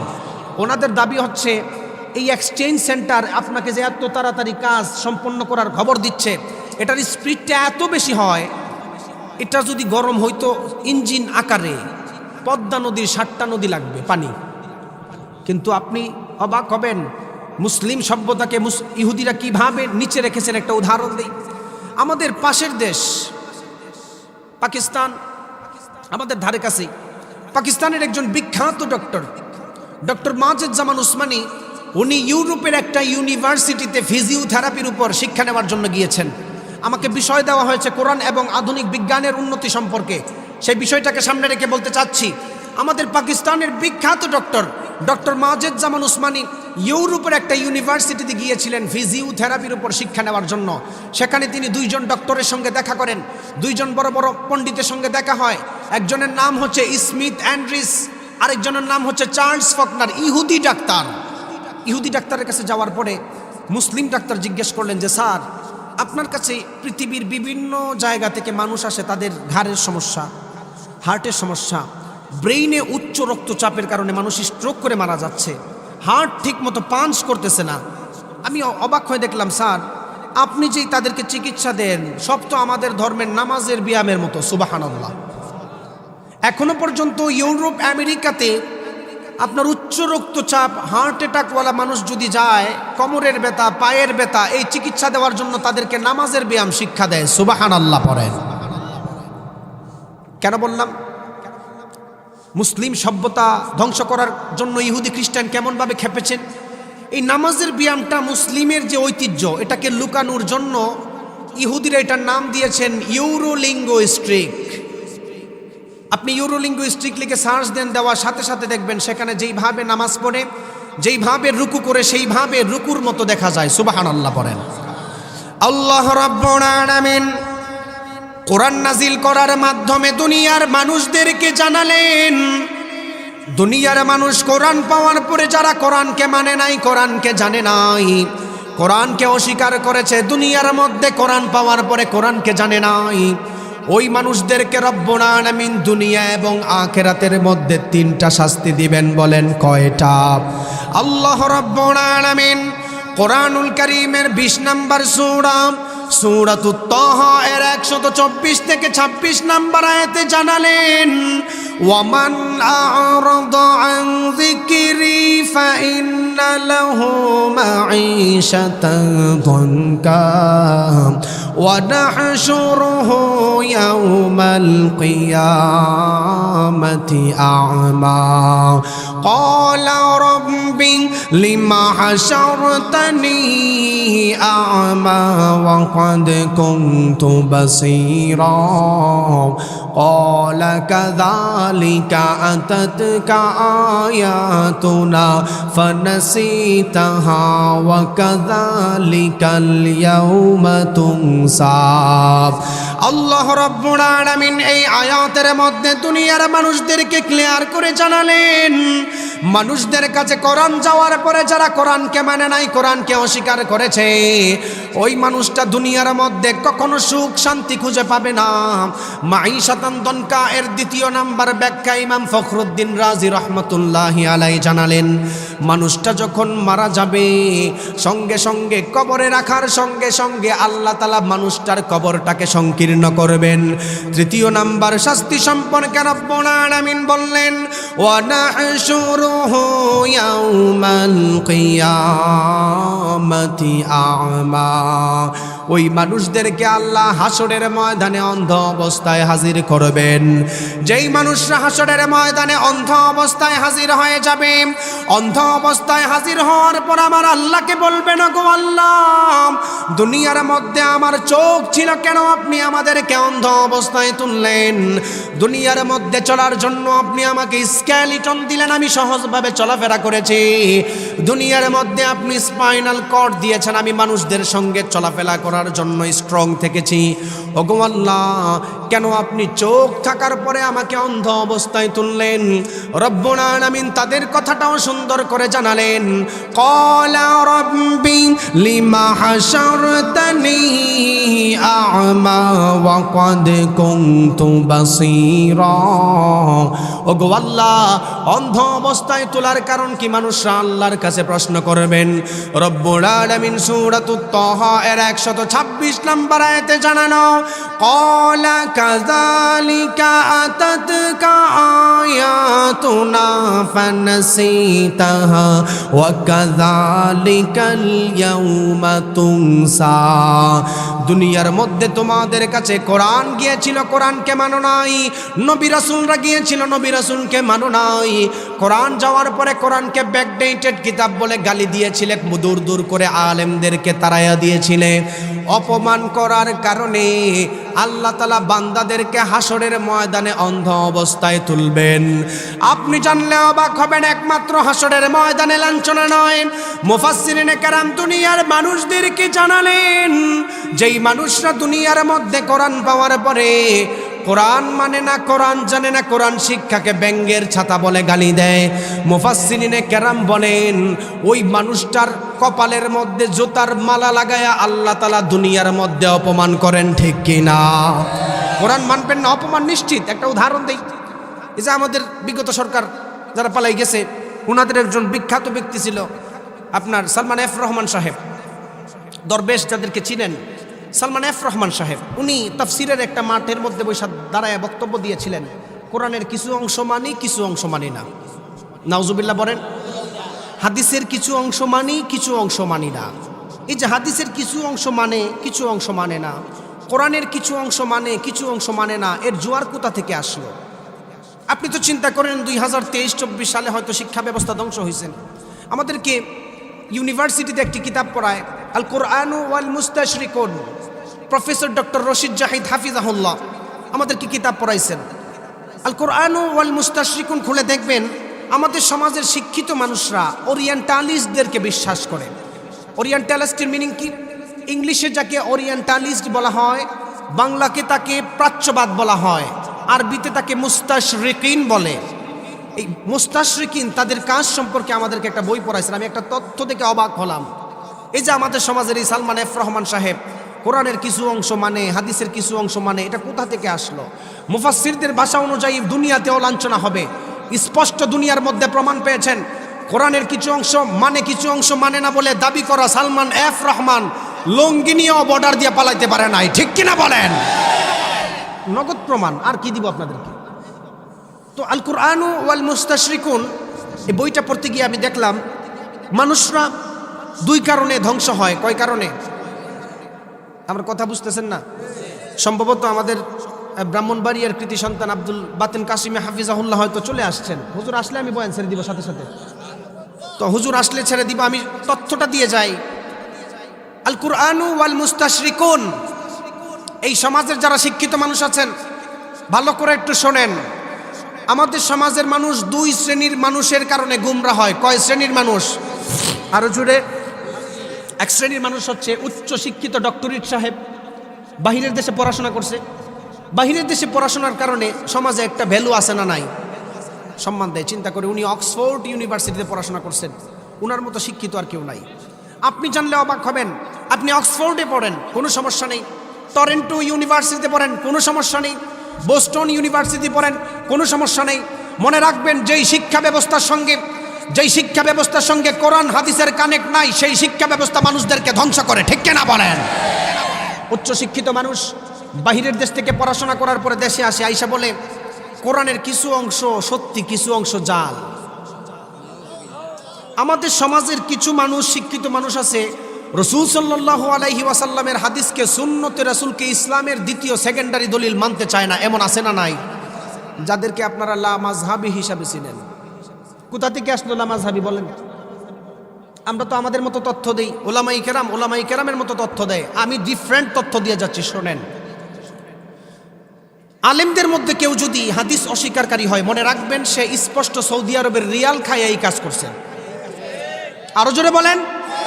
আলেমদের মধ্যে কোনো মানুষ যদি বলে রাসূলের হাদিসকে ইসলামের সেকেন্ডারি দলিল মানি না, মনে রাখবেন সে হয়তো সৌদিয়ান, হয়তো অন্য কোনো দেশের রিয়াল খাইয়া এই 2 নাম্বারি কাজ সমাজে চালু করছেন।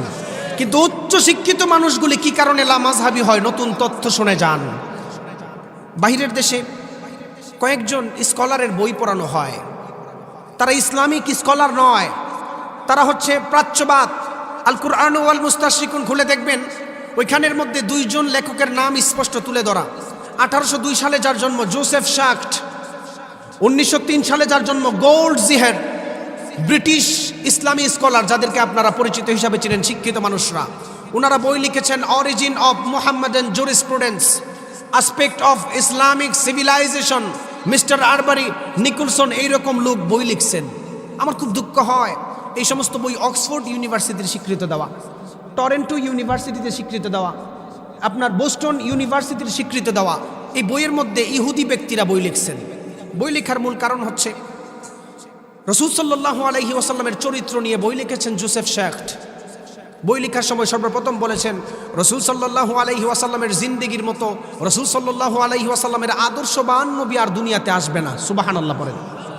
এই বই পড়ার পরে যারা ইংলিশ পড়ে, মনে রাখবেন কোরআন হাদিসের ইলম যাদের ভিতরে থাকে তারা স্থির থাকে, আর জাগতিক শিক্ষার তত্ত্ব যাদের ভিতরে থাকে তারা অস্থির হয়ে যায়। ঠিক কিনা বলেন? শুধু তত্ত্ব ছাড়ার জন্য পাগল হয়। আমি কেন বললাম দুই শ্রেণীর মানুষ ধ্বংস হয়? উচ্চ শিক্ষিত মানুষ আইসা বলে কোরআনের কিছু অংশ মানি, কিছু অংশ মানি না। মধ্য শ্রেণীর মানুষ চিন্তা করে উনি বাহিরের দেশ থেকে পড়াশোনা করছেন, ওনার কথাই তো সত্য, হুজুররা কি জানে? এ কথা বলে কি বলে না? মূল কারণ আমাদেরকে যে কাঠমোল্লা বলে গালি দেয়, আমাদেরকে যে মানুষ ভণ্ড বলে গালি দেয়, কোথা থেকে আসছে মূল জোয়ার আজকে শুনে নেন। ওই স্যার বাহিরের দেশে পড়াশোনা করছেন, গোল্ড জিহেরের বই, রাসূল সাল্লাল্লাহু আলাইহি ওয়াসাল্লামের জীবনী নিয়ে বই লিখেছেন। বই লেখার সময় বলেছেন নবীর মতো আদর্শবান ওয়ালা আর কেউ আসবে না। মধ্যখান দিয়ে গিয়ে লিখেন আসলে রাসূল সাল্লাল্লাহু আলাইহি ওয়াসাল্লাম যেটাকে হাদিস বলে পৃথিবীতে চালাইছেন, এটা হাদিস না, এটা বানাওয়াট। যেই কারণে একদল উচ্চ শিক্ষিত মানুষ সমাজ আইসা বলে হাদিস আবার কিসের দলিল? কোথা থেকে আসছে? ইহুদি খ্রিস্টানরা 200 বছর আগেই আমাদেরকে ধ্বংস করার চিন্তা করছেন। আসপেক্ট অফ ইসলামিক সিভিলাইজেশন খুলে দেখবেন মুসলিম সভ্যতাকে কিভাবে ধ্বংস করেছেন। রাসূল সাল্লাল্লাহু আলাইহি ওয়াসাল্লাম তারা বই লিখেছেন রাসূল সাল্লাল্লাহু আলাইহি ওয়াসাল্লামের মতো আদর্শবান নবী আর দুনিয়াতে আসবে না। মধ্যখান দিয়ে লিখেছেন নবী যে জিহাদ করেছেন আসলে নারী পাওয়ার জন্য, যে কারণে শিক্ষিত মানুষরা এসে বলে আর জিহাদ তো জঙ্গিবাদ। আপনি চিন্তা করতে পারছেন লামাজহাবি কোথা থেকে আসছে? আপনি চিন্তা করতে পারছেন উচ্চ শিক্ষিত মানুষ কি কারণে হাদিসকে ইসলামের সেকেন্ডারি দলিল মানে না? আমাদের বাংলাদেশে বিগত সময়ও দেখা গেছে কিছু কিছু মানুষ ওলামায়ে কেরামদেরকে স্টেজে রাইখা বলতেছেন হাদিস বলতে কিছু না, এগুলো সব বানাওয়াট। এগুলো অনলাইনে আমরা দেখছি। এর মূল জোয়ার 2023-24 সালে না, মূল জোয়ার হচ্ছে 1800 সাল থেকে। আল্লাহ রাব্বুল আলামিন কোরআন নাজিল করার মাধ্যমে দুনিয়ার মানুষদেরকে জানালেন, কোরআন নাজিল করার মাধ্যমে দুনিয়ার মানুষদেরকে আল্লাহ হেদায়েতের গাইডলাইন দিয়েছেন। কেন বললাম আধুনিক বিজ্ঞানের সঙ্গে কোরআনের কোনো দ্বন্দ্ব নাই? আধুনিক বিজ্ঞানের সঙ্গে কোরআনের কোনো দ্বন্দ্ব নাই। কারণ হলো বিজ্ঞান হলো এখন এক কথা বলে পরবর্তীতে আরেক কথা বলে, বারবারে চেঞ্জ হয়ে যায়। কিন্তু কোরআন যেইভাবে নাজিল হয়েছে শেষ পর্যন্ত সেইভাবেই রয়েছে, সেইভাবেই থাকবে। ঠিক কিনা? উদাহরণ নিজের শরীর দিয়ে দেই। 2006 সালে ব্রিটিশ বিজ্ঞানী দাবি করেছেন, আমি থিসিস করার সময় আল খালিক ওয়া ইলমুল কাউনিয়াতের উপর থিসিস করতে গিয়ে এই টপিকটা আমি টেনেছিলাম। 2006 সালে এক বিজ্ঞানী দাবি করেছেন মানুষ বৃদ্ধ হলে সাধারণত চুল দাড়ি পাকে, এটাই তো স্বাভাবিক। বৃদ্ধ হলে চুল পাকবে। এই যে আমার মুরব্বী চাচার চুল পাকছে। বিজ্ঞান 2006 সালে দাবি করছে কোনো সময় ছোট ছোট বাচ্চাদেরও চুল পাকে। আপনি তাকায় দেখেন এখন কিছু ইয়াং জেনারেশন ছেলেরা আছে তাদের চুল দাড়ি অল্প বয়সে পেকে যায়। বিজ্ঞানীরা এটাকে নিজের নামে চালাইছেন, অথচ আপনি জানলে অবাক হবেন। আপনি তো চিন্তা করেন আপনার সন্তানকে মাদ্রাসায় দিলে হয়তো দুনিয়ার আধুনিকতা সম্পর্কে বুঝবে না। এসি রুমের মধ্যে বৈশা মাদ্রাসা শিক্ষাকে ব্যাঙ্গের ছাতা বলে গালি দেন। যেই বিজ্ঞান 2006 সালে আপনাকে এই তথ্য দিয়েছেন, আল্লাহ তাআলা 1500 বছর আগে কোরআনুল কারীমের সূরাতুল মুজাম্মিলের 17 নম্বর আয়াতে আল্লাহ তাআলা স্পষ্ট বলেছেন, ফাকাইফা তাত্তাকুনা ইন কাফারতুম ইয়াওমান ইয়াজআলুল উইলদানা শিবা। সুবহানাল্লাহ বলেন। এই বিজ্ঞানীটা চুরি করছে এই আয়াত থেকে। আল্লাহ তাআলা বলতেছেন ভয়াবহতা দেখলে নবজাতক শিশুও বৃদ্ধ হয়ে যাবে। আল্লাহ 1500 বছর আগে বলছে। টেনশনে পড়লে আল্লাহ তাআলা যেই ভয়াবহতার কথা বলছেন দেখলে নবজাতক শিশু, জন্মগত শিশু বৃদ্ধ হবে। আর বিজ্ঞানী 2006 সালে জানাইছে আপনাকে যুবক ছেলেদেরও চুল পাকতে পারে। আপনি সেই বিজ্ঞান নিয়ে লাভ দেন। আপনার বিজ্ঞানের দৌড় কতটুকু আরেকটা জানলে অবাক হবেন। মানুষদেরকে জানিয়েছেন প্যারিটাইজ ফসিল। প্যারিটাইজ ফসিল গুগলে সার্চ করবেন, প্যারিটাইজ ফসিলের মিনিং কি? বিজ্ঞানের ভাষায় প্যারিটাইজ ফসিলের মিনিং হচ্ছে মানুষ মারা যাওয়ার পরে তাদের হাড্ডি মাংস কোনো সময় পাথরও হতে পারে, লোহাও হয়ে যেতে পারে। বিজ্ঞানের দাবি 1900 সালের আগে দুনিয়ার মানুষ এই তথ্য জানতো না। আপনি জানলে অবাক হবেন। আল্লাহ রাব্বুল আলামিন কোরআনুল কারীমের সূরাতুল বনী ইসরাঈলের 50 নম্বর আয়াতের মধ্যে 1500 বছর আগে প্যারিটাইস ফসিলের তত্ত্ব আল্লাহ ঢুকাইছেন। সুবহানাল্লাহ বলেন। বলবেন হুজুর কিভাবে, উদাহরণ দেন। আল্লাহ তাআলা বলেন, কুল, হে নবী আপনি বলেন, কুনু হিজারাতান আও হাদিদা। আল্লাহ তাআলা ইশারা দিয়েছেন, নবী আপনি বলেন। কিছু কিছু কাফের মুশরিক নবীকে বলতো বা মানুষদেরকে প্রশ্ন করতে, এখনো পর্যন্ত দেখবেন কিছু মানুষ প্রশ্ন করে যে রাসূল সাল্লাল্লাহু আলাইহি ওয়াসাল্লাম যে হাদিস বলগুলো কি বাস্তবায়ন হবে কিনা, এরকম প্রশ্ন করে কি করে না করে। নবী বলেন, আল্লাহ তাআলা বলেছেন, কুল কুনু হিজারাতান আও হাদিদা। নবী হে আপনি বলেন, কাফির মুশরিকরা যারা ঠাট্টা করে, হাসরের ময়দানের উপস্থাপন নিয়ে যারা ঠাট্টা করে, আল্লাহ তাআলা বলেন, নবী বলেন, যেই মানুষ এইগুলা নিয়ে ঠাট্টা করে হাসরের ময়দানে পুনরুত্থানও করা হবে না, তাদেরকে জানায়া দেন তারা মারা যাওয়ার পরে তাদের অস্থি পিঞ্জ পচে যাওয়ার পরে যদি পাথরও হয়ে যায়, লোহাও হয়ে যায়, আমি আল্লাহ তুলা সক্ষম রাখি। সুবহানাল্লাহ। আর 1900 সালে বিজ্ঞানী আপনাকে জানাইছেন, মিয়া আপনি বিজ্ঞান নিয়ে লাফ মারলেন।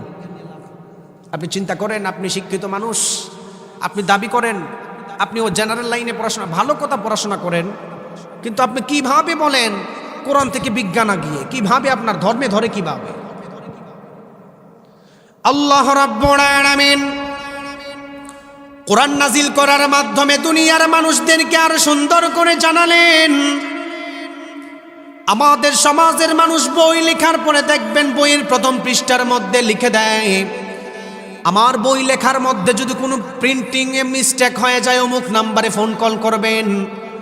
রব্বুল আলামিন বলেন, আমি কোরআন নাজিল করেছি, কোরআনের মধ্যে কোনো ভুল নাই, কোনো সন্দেহ নাই। সুবহানাল্লাহ। কোনো ভুল নাই, সন্দেহ নাই। একটা তথ্য দেই দুনিয়ার উদাহরণ দিয়ে, তাহলে ভালো করে বুঝতে পারবেন। এখনের মানুষ মাঝে মধ্যে বলে যে হুজুররা মাত্র ওই আকাশের উপরের ওয়াজ আর মাটির নিচের ওয়াজ করে, মধ্যখানের ওয়াজ করে না। তো এই মধ্যখানের ওয়াজটা আপনাদের দিয়ে যাই। আপনারা অনেকে বলেন যে কোরআনে সন্দেহ আছে, বা সালমান এফ রহমান সাহেবের পার্টি, এইরকম যারা লোক আছেন হাদিসকে অস্বীকার করেন, তাদেরকে একটা উদাহরণ দিই। আল্লাহ তাআলা চ্যালেঞ্জ করে বলেছেন কোরআনে কোনো ভুল নাই। ব্রিটিশ একজন surgeon professor doctor Morris Bucaille, উনি কোরআনে ভুল ধরার চেষ্টা করেছেন। ফেরাউনের লাশ নাকি পানিতে পড়ে মারা গেছে, ফেরাউনের লাশ পাইছেন। ফেরাউন মারা যাওয়ার পরে 3116 বছর পর ফেরাউনের লাশ খুঁজে পাইছেন। কয় হাজার বছর পরে? 3116 বছর। 3116 বছর পর ফেরাউনের লাশ খুঁজে পাওয়া গেছে মারা যাওয়ার পরে। কোরআনুল কারীমের 114টা সূরার মধ্যে 44টা সূরার মধ্যে আল্লাহ তাআলা ফেরাউনের কথা বলছেন। এর মানে মনে হয় ফেরাউন আল্লাহর বলি। আপনাদের আওয়াজ তো ঠান্ডা মনে হয় এরকম লাগতেছে। কোরআনুল কারীমের 6236টা আয়াতের মধ্যে 532 আয়াতের মধ্যে ফেরাউনের কথা আল্লাহ আনছেন। এর মানে মনে হয় ফেরাউন ভালো। 3116 বছর পর আল্লাহ ফেরাউনকে খুঁজে মানুষরা পাইছে দুনিয়াতে। 3116 বছর। 114 সূরার মধ্যে 44 সূরার মধ্যে ফেরাউনের কথা বলছেন। 6236টা আয়াতের মধ্যে থেকে 532 আয়াতের মধ্যে আল্লাহ তাআলা ফেরাউনের কথা তুলে এটাই প্রমাণ করেছেন, ফেরাউন তার উদ্ধতার কারণে ধ্বংস হয়েছিল। দুনিয়ার মধ্যে রাষ্ট্র চালানোর ক্ষেত্রে কোনো মানুষ যদি ফেরাউনের আইনকে অবলম্বন করে ফেরাউনের মতো ধ্বংস করবেন, ঠিক কিনা বলেন?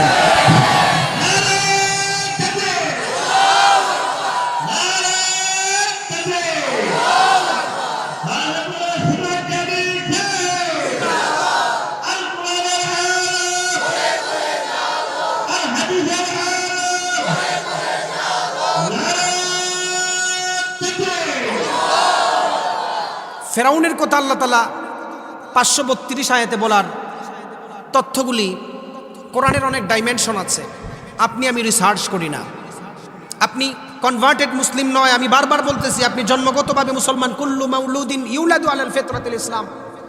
আমরা জন্মগতভাবে মুসলিম, কনভার্টেড মুসলিম না। কনভার্টেড মুসলমান না দেখেই আপনার ভিতরে দরদ কম। ইহুদি খ্রিস্টানরা কোরআনের ডাইমেনশন, কোরআনের অক্ষর নিয়ে চিন্তা করে। ওই যে মুস্তাশরিকিন যাদেরকে বললাম, তারা কোরআনের আলিফ নিয়ে রিসার্চ করে, কোরআনের কফ শব্দের উপরে 2টা নক্তা কেন আনলো এটা নিয়ে রিসার্চ করে। আপনি কি করছেন বলেন? বলেন দেখি।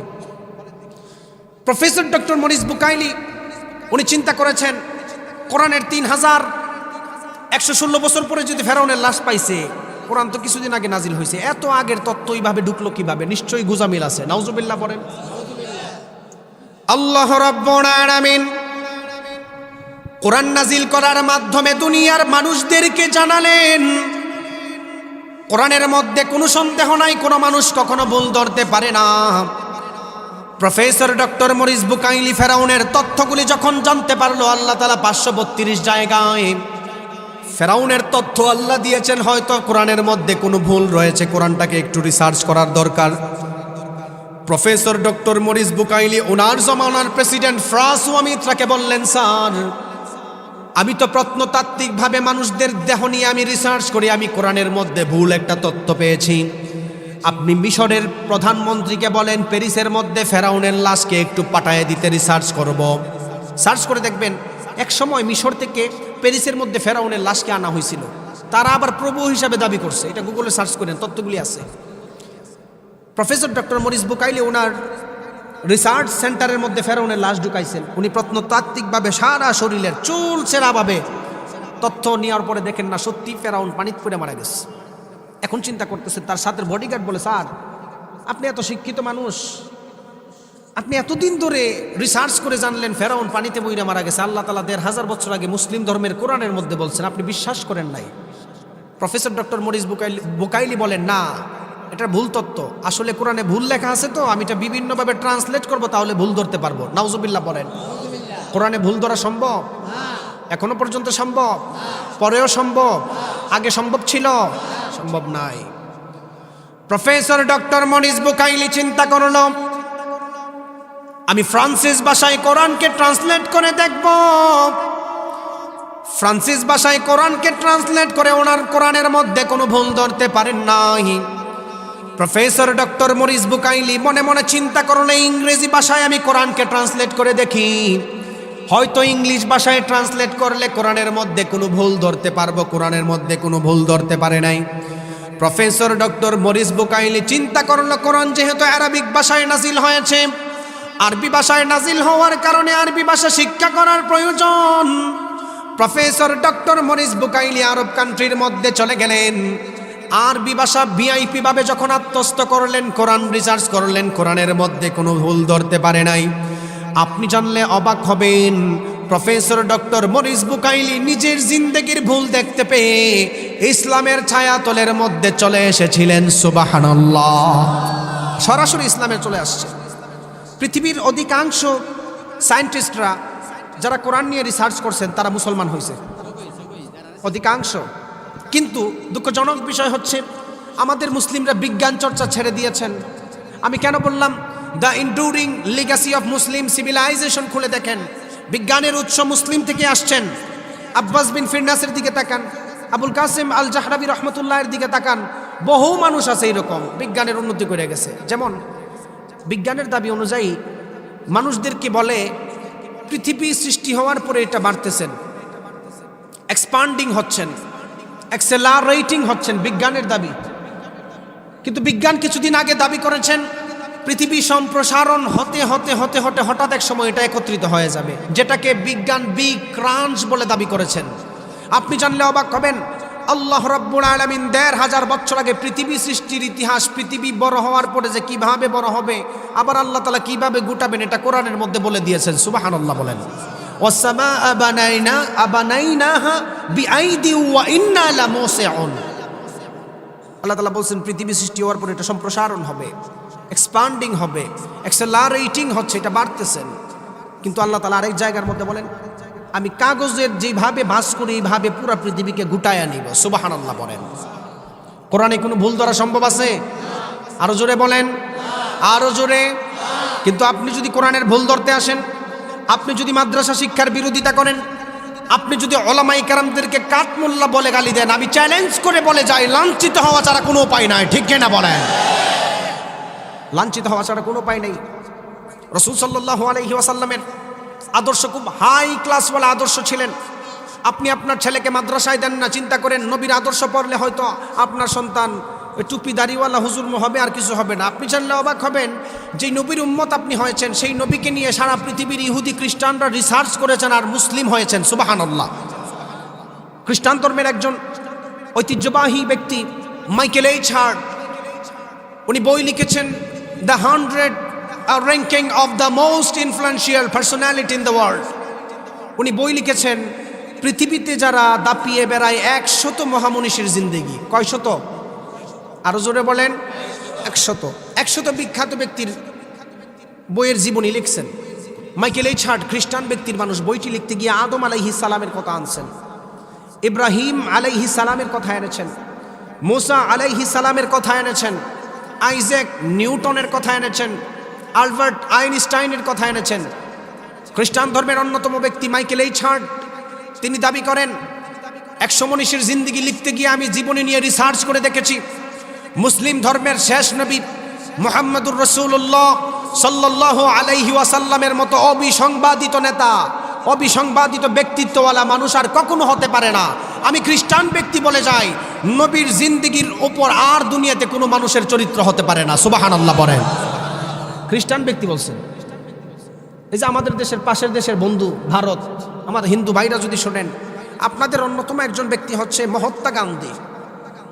এই মহাত্মা গান্ধী ইন্টারন্যাশনাল কনফারেন্সে বক্তব্য দিয়েছিলেন, the last messenger of Muslim community, মুসলিম ধর্মের শেষ নবী এমন একজন নবী। ওনার জিন্দেগি পড়ার পরে দেখলাম উনি তো কোনো খ্রিস্টান বিরোধী না, উনি ইহুদি বিরোধী না, কিন্তু ইসলামের স্বার্থে ইসলামকে বাস্তবায়ন করার জন্য উনি জিহাদ করে ঠিক আছে, কিন্তু অন্যায়ভাবে কোনো অমুসলিমকেও তিনি হত্যা করেন নাই। সুবহানাল্লাহ বলেন। অন্যায়ভাবে কাউকে আঘাত করেন নাই। একটা হাদিস দিয়ে উদাহরণ দিই, একটা হাদিস শেয়ার করে আমি আমার বয়ান শেষ করে দিব। আমার মূল বয়ানের যে বিষয় দিয়েছেন আল কোরআনের আলোকে বিজ্ঞানের উন্নতি, আমি কয়েকটা প্রমাণ দিয়েছি। এগুলোর তথ্য দিতে গেলে অনেক সময়ের ব্যাপার। আমাদের মুরব্বী হযরত চলে আসছেন, আলোচনা করবেন রসুলের আদর্শ কেমন ফ্যান্টাস্টিক আদর্শ ছিল। একটা হাদিস বর্ণনা করে আমি বিদায় নিব ইনশাআল্লাহ।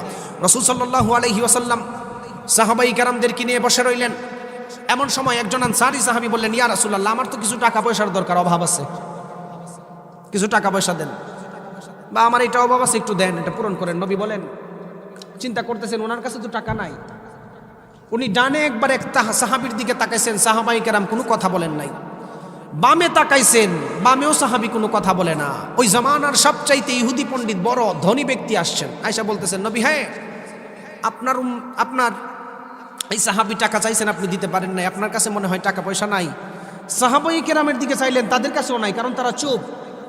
একটা কাজ করেন, আমার থেকে কিছু টাকা নেন, চুক্তির সাথে অমুক তারিখে দিয়েন।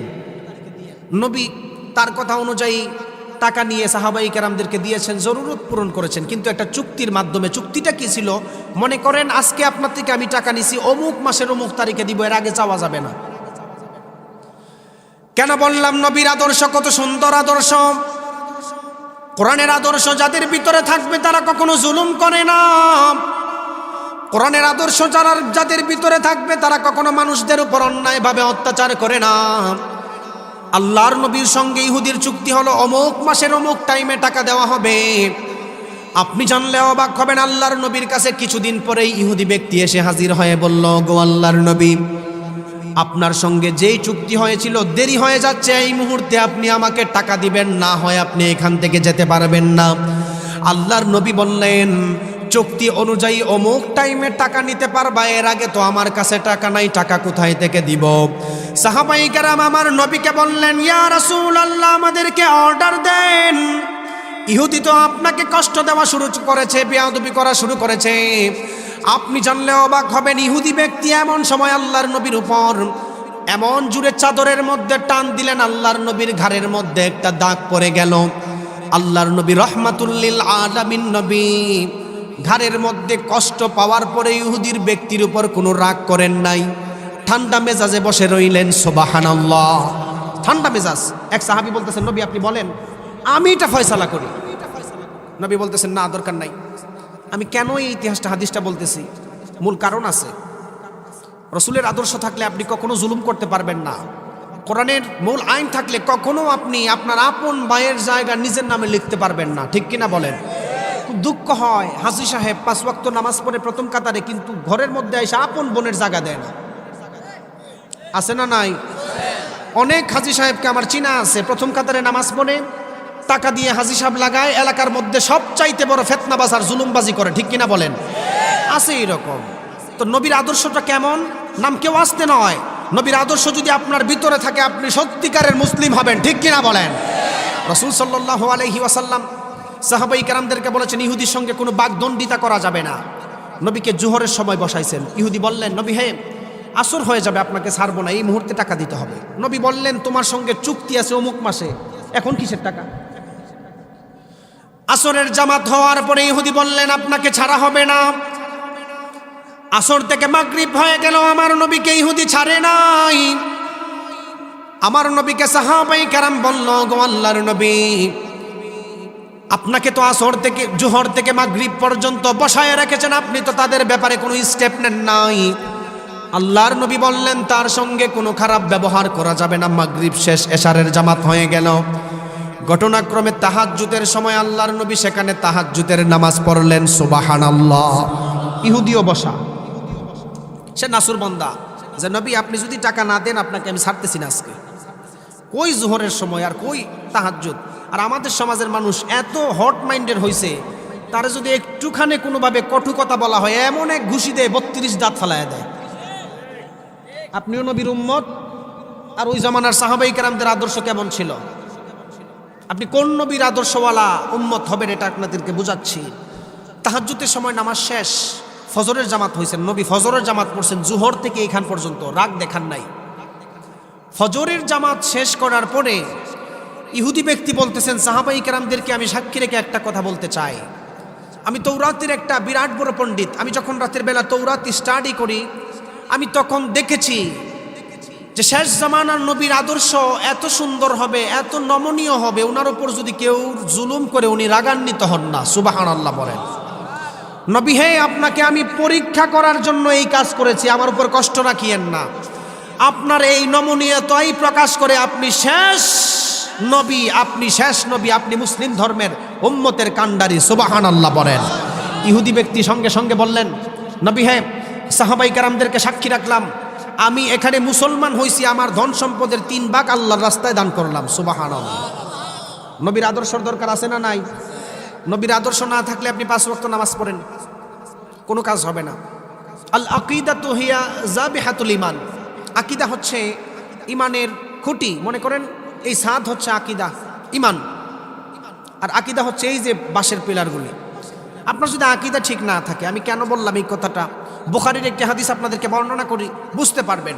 রাসূল সাল্লাল্লাহু আলাইহি ওয়াসাল্লাম বলেন, আতাদরুনা মানিল মুফলিস। সাহাবাই কেরাম, বলো তো দেখি দুনিয়া এবং আখিরাতের মধ্যে গরিবকে?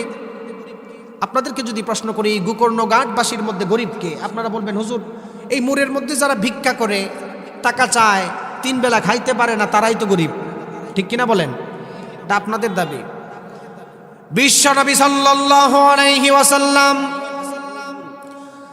সাহাবাই কেরামদেরকে বললেন, আতাদরুনা মানিল মুফলিস। সাহাবাই কেরাম, বলো তো দেখি দুনিয়া এবং আখিরাতের মধ্যে গরিব কারা? সাহাবাই কেরাম আমার নবীকে বলল, আল মুফলিসু ফিনা মান লা দিরহাম লাহু ওয়ালা মাতা। ওগো আল্লাহর নবী, যেই সমস্ত মানুষের কাছে টাকা পয়সা নাই, ধন দৌলত নাই, তারাই হয়তো গরিব হয়ে যাবে। আল্লাহর নবী বলল, তারা গরিব নয়, আমার উম্মতের মধ্যে ওই সমস্ত উম্মতরা গরিব। ইন্নাল মুফলিসা মিন উম্মতি মান ইয়াতি ইয়াউমাল কিয়ামাতি বিসালাতিন ওয়া যাকাতিন ওয়া সিয়ামিন। সাহাবাই কেরাম শোনো, আমার উম্মতের মধ্যে ওই সমস্ত উম্মতরা সবচাইতে গরিব হয়ে যাবে, দুনিয়া এবং আখিরাতে গরিব। যেই মানুষটা দুনিয়ার মধ্যে হজ করেছে, নামাজ পড়েছে, রোজা রেখেছে, সব কিছু করেছে, মানুষদের উপর জুলুম করার কারণে হাসরের ময়দানে সমস্ত আমলনামা ভ্যানিশ হয়ে যাবে। আমলনামা থাকার পরেও, আমলনামা বাগ বাটুরা করার পরেও জুলুম করার কারণে যখন খালি হাত দিয়ে জাহান্নামে যাবে, আমার উম্মতের মধ্যে ওই মানুষটাই সবচাইতে গরিব। ঠিক কিনা? নবী এই কথা বলছেন। আপনি চিন্তা করেন, হাজী সাহেব, চিন্তা করেন আপনি যাকাত দিচ্ছেন, আপনি চিন্তা করেন আমাদের সমাজের মানুষ। দেখেন, আলোচনার লাইন এটা না, আমার আলোচনার লাইন আরেকটা, তারপরে বলে যাই। কেন বললাম হাদিসটা থেকে? আরেকটা কথা বলি। সমাজের মানুষ নামে মুসলমান, লা ইয়াবকা মিনাল ইসলামি ইল্লা ইসমুহু। আমি কেন বলি? এই জমানার মানুষ ইসলাম শুধু নামে মানে, ইসলাম কাজে মানে না। আমরা শুধু ইসলাম নামে মানি, কাজে মানি না। একটা উদাহরণ দেই, আমাদের মুসলিমদের মধ্যে কিছু মানুষ আছে সেকুলার মাইন্ডের মানুষ, যারা চিন্তা করে মসজিদের চার দেওয়ালের ভিতরে ইসলাম কায়েম করব। আমাদের সমাজের কিছু মানুষ আছে মসজিদের চার দেওয়ালের ভিতরে ইসলামকে রাখতে চায়, রাষ্ট্রের মধ্যে ইসলামের আইন জ্বালাতে চায় না। এমন আছে না নাই? মনে রাখবেন, যেই মানুষগুলি শুধু ইসলামকে মসজিদের চার দেওয়ালের ভিতরে রাখতে চায় তারা সেকুলার, তারা ধান্দাবাজ। তারা আয়সা দাবি করে, হুজুর এটা বলছেন ইসলাম এখানেই থাক না, রাষ্ট্রের মধ্যে আইন চালাবেন, এটা আবার কোন কথা? হুজুররা রাজনীতি করবে, এটা পছন্দ না কিছু মানুষের। যেই কথা বললাম, রাসূল সাল্লাল্লাহু আলাইহি ওয়াসাল্লাম বলেন, লা ইয়াবকা মিনাল ইসলামি ইল্লা ইসমুহু, ইসলাম শেষ জামানায় শুধু নামে থাকবে, কাজে থাকবে না। ওয়ালা ইয়াবকা মিনাল কুরআনি ইল্লা রাসমুহু, কোরআন শুধু রসম থাকবে, অক্ষর থাকবে। মানুষ কোরআনের আইন জানবে না, কোরআন পড়বে না, কোরআন শিক্ষা করবে না, কোরআন শিক্ষার বিরোধিতা করবে। এমন আছে না নাই? বিশ্ব নবী সাল্লাল্লাহু আলাইহি ওয়াসাল্লাম বললেন, শেষ জামানার মধ্যে ইসলাম শুধু নামে থাকবে, ইসলাম কাজে থাকবে না। কোরআন শুধু অক্ষর গুণে থাকবে, মানুষগুলি কোরআন শিখতে চাইবে না, কোরআন পড়তে চাইবে না। আল্লাহর নবী বললেন, উম্মত ধ্বংস হবে। ওয়াতু আল্লিমা লিগাইরিদ দিন, দিন বিরোধী শিক্ষা ব্যবস্থা যখন চালু হবে। আপনি বলবেন, হুজুর দিন বিরোধী শিক্ষা ব্যবস্থা চালু হলে মানুষদের উপরে কিরকম গজব আসবে? আল্লাহর নবী বলল, ফালিয়ারতাকিবুহু ইনদা যালিকা রিহান হামরা।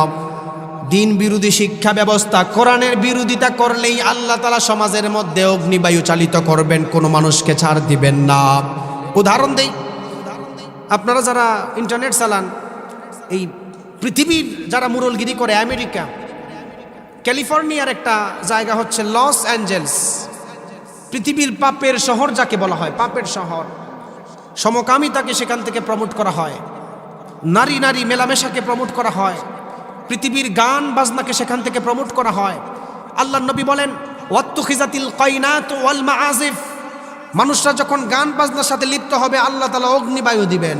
আপনাদের কাছে আমার প্রশ্ন হচ্ছে, আল্লাহ তাআলার গজব যেই লস অ্যাঞ্জেলসের মধ্যে লাগছে, অগ্নিবায়ু আল্লাহ দিছেন বাংলাদেশের মধ্যে, সেই আগুন দিতে পারে কি পারে না? দিতে পারে কি পারে না? গান বাজনা করার কারণে, যত খারাপ কাজ চালু করার কারণে আল্লাহ তাআলা এমন অগ্নিবায়ু দিছেন, যেই দিকে যায় পুরা সারকার করতেছেন। নবী ১৫০০ বছর আগে বলছেন, গজব আসবে, অগ্নিবায়ু আসবে। আপনি বলেন, আপনার এই ব্রাহ্মণবাড়িয়া জেলায় কেউ যদি গানের আয়োজন করে, রাত বিরাত কোরআন তেলাওয়াত বাদ দিয়ে হারমোনিয়াম বাজায়, আল্লাহ তাআলা চাইলে এরকম গজব দিতে পারে কি পারে না? আমি কেন বলেছিলাম কোরআন সারা পৃথিবীর মধ্যে সবচাইতে দামি হওয়ার এক নাম্বার মূল কারণ হচ্ছে, Quran is a book that is most read in this world, সবচাইতে বেশি তেলাওয়াত করা হয়। দ্বিতীয় নাম্বার কারণ বলেছিলাম, কোরআন সারা পৃথিবীর মধ্যে সবচাইতে দামি হওয়ার অন্যতম কারণ হচ্ছে, এই কোরআনের অ্যাট্রাকশন এমন, যেই ব্যক্তি তেলাওয়াত করে তারও ভালো লাগে, যেই ব্যক্তি তেলাওয়াত শুনে তারও ভালো লাগে। সুবহানাল্লাহ পড়েন। অন্যতম উদাহরণ দিয়েছি, there is no contradiction between the holy book Quran and science, আধুনিক বিজ্ঞানের সঙ্গে কোনো দ্বন্দ্ব নেই। উদাহরণ দিয়েছি, বিজ্ঞান উন্নত হয়েছে কোরআন থেকে। উদাহরণ দিয়েছি, কোরআন আল্লাহ তাআলা নাজিল করেছেন, কোনো ভুল ধরা সম্ভব না। বহু বড় বড় ব্রিটিশরা ভুল ধরতে আইসা ইসলামের ছায়া তুলে আসছেন। উদাহরণ দিয়েছি। সুবহানাল্লাহ পড়েন। এবার আসেন, কোরআন সারা পৃথিবীর মধ্যে সবচাইতে দামি হওয়ার অন্যতম আরেকটা কারণ হচ্ছে, এই কোরআন এমন এক কিতাব, যেই কোরআনের হাফেজ সারা পৃথিবীর বিভিন্ন জায়গায়, সারা পৃথিবীর আনাচে কানাচে ছড়িয়ে ছিটিয়ে আছে। সুবহানাল্লাহ পড়েন। আপনি সারা পৃথিবী খুঁজলে একজন বাইবেলের হাফেজ পাবেন কিনা সন্দেহ আছে। সারা পৃথিবী খুঁজলে আপনি ত্রিপিটকের হাফেজ খুঁজে পাবেন কিনা সন্দেহ আছে। সারা পৃথিবী খুঁজলে আপনি দেখবেন জিন্দাবেস্তা অল টেস্টামেন্ট, নিউ টেস্টামেন্টের হাফেজ খুঁজে পাবেন কিনা সন্দেহ আছে। কিন্তু দুঃখজনক বিষয় হচ্ছে, আমাদের বাংলাদেশের মধ্যে কোরআনের হাফেজদেরকে অবহেলা করা হয়। ঠিক কিনা বলেন? কেমন ভাবে অবহেলা করা হয়? আমাদের বাংলাদেশের হাফেজ সাহেবরা সারা পৃথিবীর ওয়ার্ল্ডের, পৃথিবীর দেশকে পিছনে ফেলায় এক নাম্বার হয়, তাদেরকে ঠিক মতো সংবর্ধনা দেওয়া হয় না। দেয় নাই, হয়তো ইদানিং কিছু হয়েছে। আমার খুব দুঃখ লাগে, বাংলাদেশের কিছু অকর্ম মানুষ আছে, অকর্ম মানুষ। উদাহরণ দেই, ওই যে আমাদের এই মুরব্বী বলতেছেন ক্রিকেট খেলোয়াড়, তাহলে এটা দিয়ে উদাহরণ দেই। আপনাদের জিন্দিগিতে এই পর্যন্ত দেখছেন একটা বিশ্বকাপ জিততে? তারা হাইরা আসে, তাদের জন্য হাজার হাজার কোটি টাকা বাজেট করা হয়। ঠিক কিনা বলেন? আমাদের বাংলাদেশে ক্রিকেট আর ফুটবল খেলার নাম দিয়ে যেই পরিমাণ হাজার হাজার কোটি টাকা ব্যয় করা হয়, যদি মুসলিমদের ছেলেদের পিছনে, কোরআন শিক্ষার পিছনে খরচ করতো, তারা সারা ওয়ার্ল্ডের মধ্যে রিপ্রেজেন্ট করতো। ঠিক কিনা বলেন? সব আজাইরা জায়গায় টাকা দেয়, ভালো করে ক্রিকেটও খেলে না, হাজার হাজার কোটি টাকা বেতন নেয়। কিন্তু দুঃখজনক বিষয়, আমাদের ওলামায়ে কেরামদেরকে এক শ্রেণীর মানুষ অবহেলা করে, একমাত্র মূল কারণ ইহুদিদের চালের কারণে। তারা চায় না হুজুররা উন্নতি হোক, তারা চায় না কোরআনের হাফেজকে যদি সংবর্ধনা দেওয়া হয়, ইন্টারনেট বিভিন্ন মিডিয়াতে দেখা হবে, তারা এটা চায় না। কারণ মূল কারণ হচ্ছে তারা তো আসলে নাস্তিক, তারা কোরআনকে দেখতে পারে না। আল্লাহ তাআলা বলেছেন কোরআন আল্লাহ নাজিল করেছেন, হেফাজত আল্লাহই করবেন, সুবহানাল্লাহ বলেন। কোরআন সারা পৃথিবীর মধ্যে সবচাইতে দামি হওয়ার অন্যতম একটি কারণ হচ্ছে আল্লাহ কোরআন নাজিল করেছেন, কোরআনের হেফাজতের দায়িত্ব আল্লাহ নিজে নিয়েছেন, সুবহানাল্লাহ বলেন। পৃথিবীর কোনো মানুষ বই লিখলে এটার হেফাজতের দায়িত্ব নিতে পারে না। কোনো মানুষ পৃথিবীর বই লেখার পরে চ্যালেঞ্জ করে বলতে পারে না এই বইয়ের হেফাজতের দায়িত্ব আমি নিয়েছি, এটা বলতে পারে না। কিন্তু আপনি জানলে অবাক হবেন, আল্লাহ বলেছেন ইন্না নাহনু নাযালনা যিকরা ওয়া ইন্না লাহু লাহাফিযুন, নিশ্চয়ই আমি কোরআন নাজিল করছি আর কোরআনের হেফাজতের দায়িত্ব আমি আল্লাহ নিয়েছি। আপনি তো চিন্তা করেন কোরআন না শিখলে হয়তো আপনি দুনিয়ার মধ্যে স্মার্ট হয়ে যাবেন। আপনি চিন্তা করেন আপনার সন্তানকে কোরআন শিক্ষা দিলে দুনিয়ার আধুনিকতা জানবে না। আপনি চিন্তা করেন আপনার সন্তানকে মাদ্রাসায় শিক্ষা দিলে দুনিয়ার বিজ্ঞান সম্পর্কে কিছু জানবে না। আপনি তো চিন্তা করেন কোরআন শিখলে হয়তো একমাত্র হুজুরদের জন্যই আল্লাহ তাআলা কোরআন নাজিল করেছেন। না ভাই, আল্লাহ তাআলা দুনিয়ার মানুষদের হেদায়েতের গাইডলাইন হিসাবে আল্লাহ কোরআনকে নাজিল করেছেন।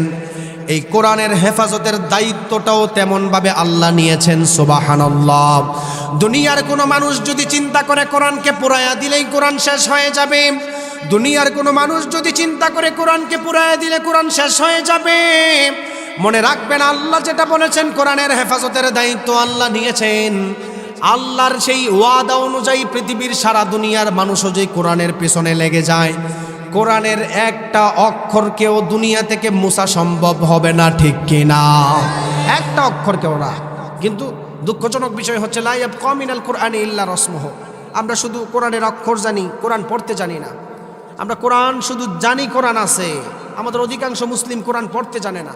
এটাই আমাদের মূল দুর্বলতা। অথচ রাসূল সাল্লাল্লাহু আলাইহি ওয়াসাল্লাম বলতেছেন ইকরাউল কুরআনা ফাইন্নাহু ইয়াতি ইয়াউমাল কিয়ামাতি শাফিআন লিআসহাবিহি, যারা কোরআন তেলাওয়াত করবে, যারা কোরআনের সাথে সম্পৃক্ত রাখবে, মারা যাওয়ার পরে কোরআন আল্লাহর কাছে সুপারিশ করবেন। এখন আপনি চিন্তা করেন, আপনি যে কোরআন পড়েন না, রাতের বেলায় গান শুনেন, গান হেডফোন লাগাইয়া, আপনি বলেন হাসরের ময়দানে যখন আল্লাহ তাআলা লেভেল প্লেইং ফিল্ড হাজির করবেন, হাসরের ময়দান যখন কায়েম হবেন, মানুষরা শ্রেণী বিন্যাসভাবে দাঁড়াবেন। কোন কোন বর্ণনায় সুন্দর করে বলা হয়েছে এক নবী তার উম্মতকেও চিনবে না, কিন্তু আমাদের শেষ নবী আমাদের জন্য উম্মতি উম্মতি বলবেন। আপনাদেরকে কেন আমি এই কথা বলতেছি, আপনি যে কোরআন তেলাওয়াত করেন না, কোরআন জানেন না, এটার যে কত ভয়ঙ্কর অবস্থা। নবী বলেছেন সেই ভয়ঙ্কর অবস্থায় স্বয়ং বান্দার জন্য কোরআন সুপারিশ করবেন আল্লাহর কাছে, স্বয়ং বান্দার জন্য, সুবহানাল্লাহ বলেন। আমাদের কোরআন পড়ার দরকার আছে না নাই? হাদিস পড়ার দরকার আছে না নাই? সন্তানকে কোরআন শিক্ষা দেওয়ার দরকার আছে না নাই? সন্তানকে আলেম বানানোর দরকার আছে না নাই? সন্তানকে মাদ্রাসা শিক্ষার সঙ্গে সম্পৃক্ত করার দরকার আছে না নাই? আল্লাহ তাআলা আমাদের সবাইকে, নিজের সন্তান যারা আছে তাদেরকে আলেম বানানোর তৌফিক দান করুন, আমিন। আমরা যতদিন বেঁচে থাকি আল্লাহ তাআলা আমাদেরকে ইসলামের উপর থাকার তৌফিক দান করুন, আমিন। আমাদের হুজুর চলে আসছেন, আলোচনা করবেন, মুরব্বী আমাদের ব্রাহ্মণবাড়িয়ার হুজুর আলোচনা করবেন। আমি ছোট মানুষ, অনেক দূর থেকে এসেছি, যেই কথাগুলি বলেছি ইসলামিক সিভিলাইজেশনকে ডেভেলপ করার জন্য আমি কথা বলেছি। আমার কথার উপর কেউ মনে কষ্ট নেবেন না। যেই কথাগুলি বলেছি সেই কথাগুলির উপর আপনাকে, আমাকে, বিশেষ করে আমাকে আমল করার, বিশ্বাস রাখার তৌফিক দান করুন, আমিন। ওয়া আখিরু দাওয়ানা।